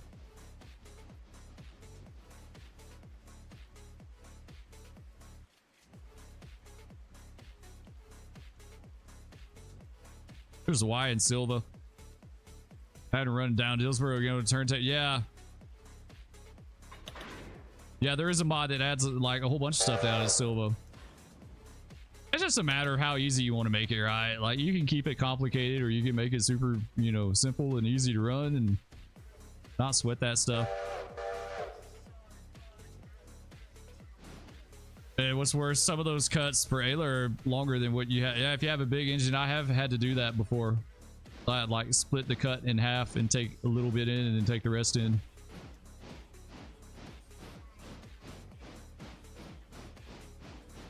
Yes, the switchbacks add for work gameplay, but it feels, yeah, you're right. I think they just added a sense of, they added complexity to the game for gameplay purposes, but it is time consuming. The switchback is an extra stop and go you got to make, you know. I mean, time is precious in this game. You never have more than 3 or 4 cars for Ayla. Yeah, one time I got in that situation with Big Emma. She was down there working and she did, like, everything didn't fit. I think I had like 1 car left over. Yeah, I'm almost certain it was like 1 car.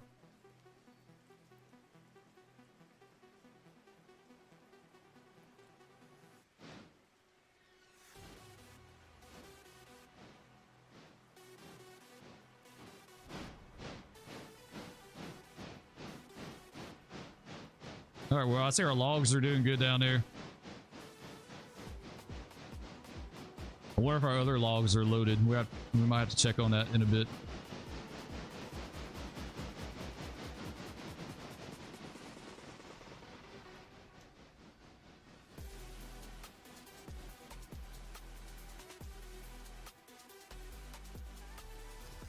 Google Maps doesn't show much in Ayla these days, just single track and a bunch of... Yeah, I've looked at that. You know, it's funny you said that. I just looked at some of that stuff in Google this morning, believe it or not.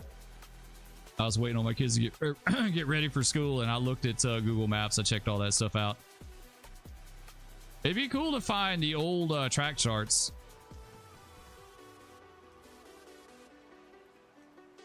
Why can I not, like, why is this not... Is this not solid? Did it not make it solid or what? Because I can't get that. No, it's not. It's not solid. Okay.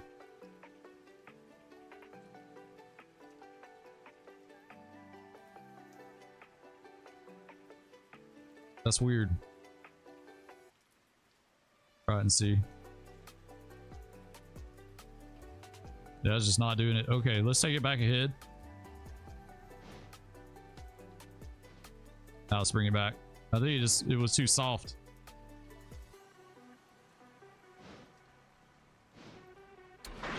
There we go. Now we got it. And we got a brake. All right, let's set these over.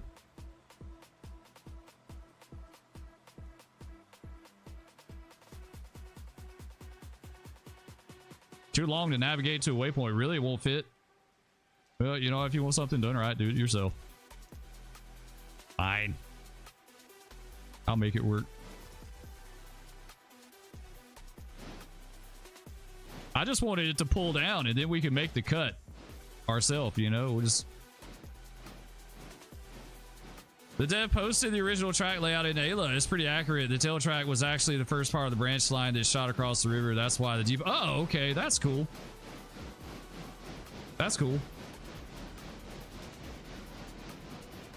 I kept my starting model for that reason, to run the Whittier local until I could afford SW1. Or, yeah, I still got all my original locomotives. We're probably going to have like a scrap track somewhere sitting around with a bunch of engines on it, and then one day I'll start selling them.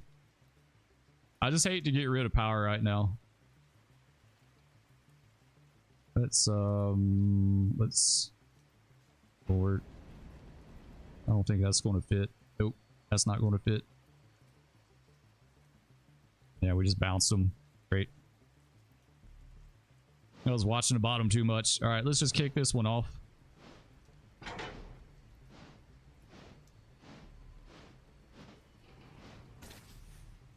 Kick him off to the side. We'll come back and get him.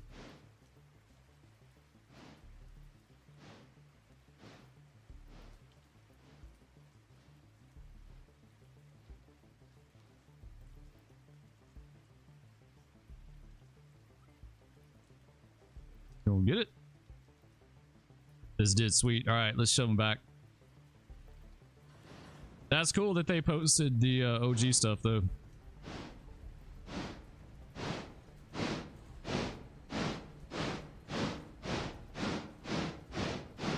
I saw a cool picture a while back of it was Barstow, California, back in like 1890 something. This is way different than what it is now.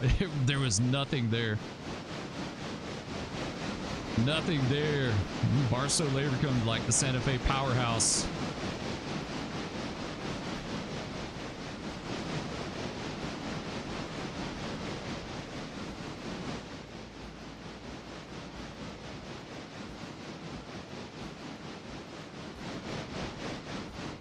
Let's get a break on it.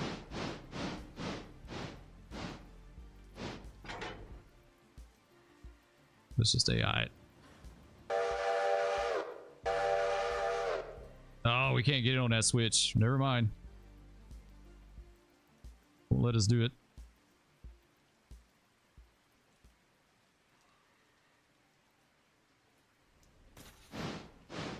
See what time it is.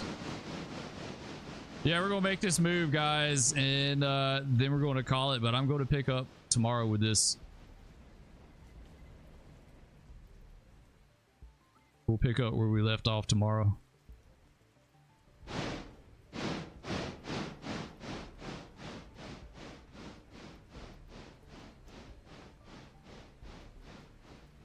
Let's get this together. We're going to need to pull the chip track. Yeah, we got a lot to pull out of here, man. We got a lot to pull out of here, guys. Holy crap. Like, this is going to be a sizable cut. 2 days worth of sawmill stuff. That's going to be a lot of money too. Like, this train, when it gets down to Silva with all the coal and everything else, that is going to be a big time moneymaker. Go and get this guy real fast.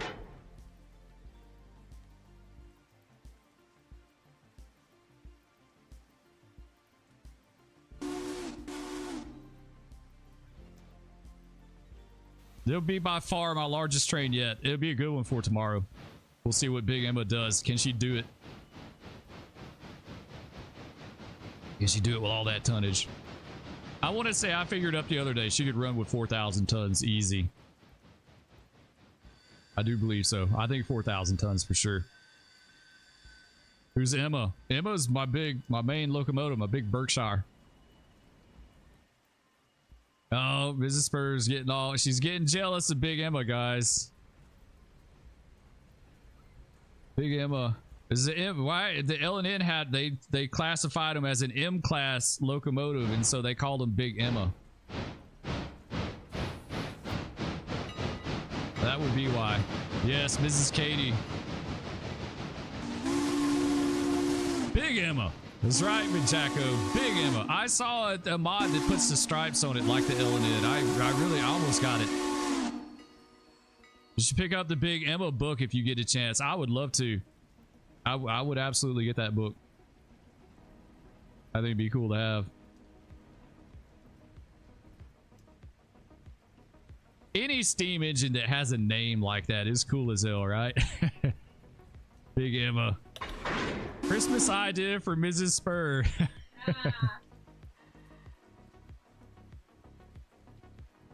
He's just saying. He's just saying. The Big Emma.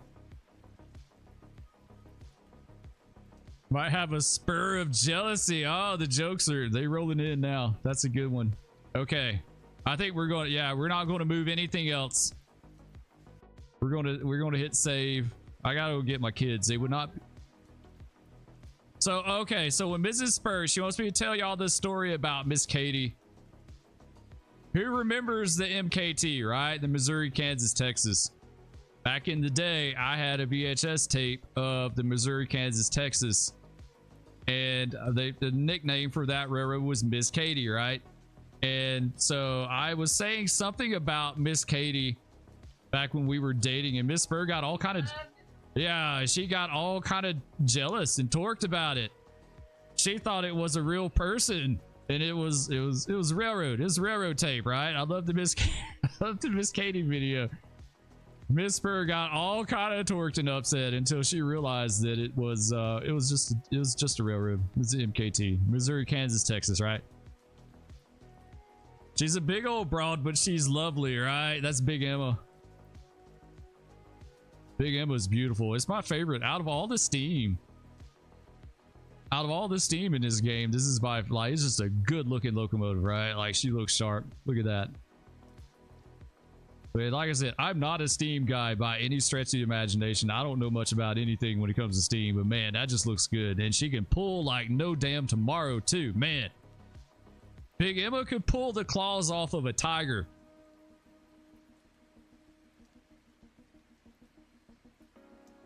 I picked up a 1972 issue Trains magazine where most of the magazine was dedicated to them ones. Is that what the Big Emma was? The Big Emma an M1?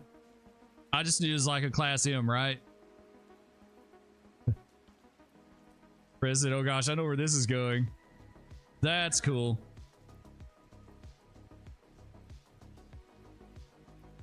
Bluegrass says I help sometimes.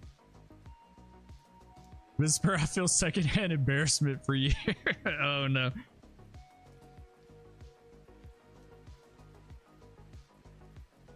So you don't have to worry about Miss Katie anymore. Miss Katie's been gone for a long time. Right? Miss Katie's been gone since 1988. No more Missouri, Kansas, Texas. Yeah, we're gonna leave this. We're gonna leave this here. It's an easy mistake to make. We had a good laugh. Yeah, we did have. Yeah, we had a good laugh about it. Yeah, we still laugh about it to this day. We'll bring that up every once in a while. Big Emmas are going too by night. It's kind of impressive that they made it to 1960, but they were like way ahead of their time too when it comes to steam engines. like they were. Anyway, guys, I think we're going to end it right here.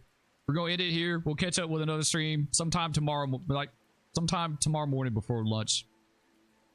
Depends on when I can get going and if nothing happens, or doesn't have to snake any more drains, right? Yeah, if I don't have to do any household maintenance, we should be good for a stream tomorrow, but I mean, that could change in the blink of an eye. Some of those old girls are still being loved on still. Thanks for the stream. Appreciate it, Ginger. Thanks so much. Thanks for watching. Thanks, Prez, Bluegrass. Everyone is in here. Been an absolute blast. I hope y'all have the rest of a good rest of your day. Spur's got to go pick his kids up. So we'll catch you guys next time. Peace.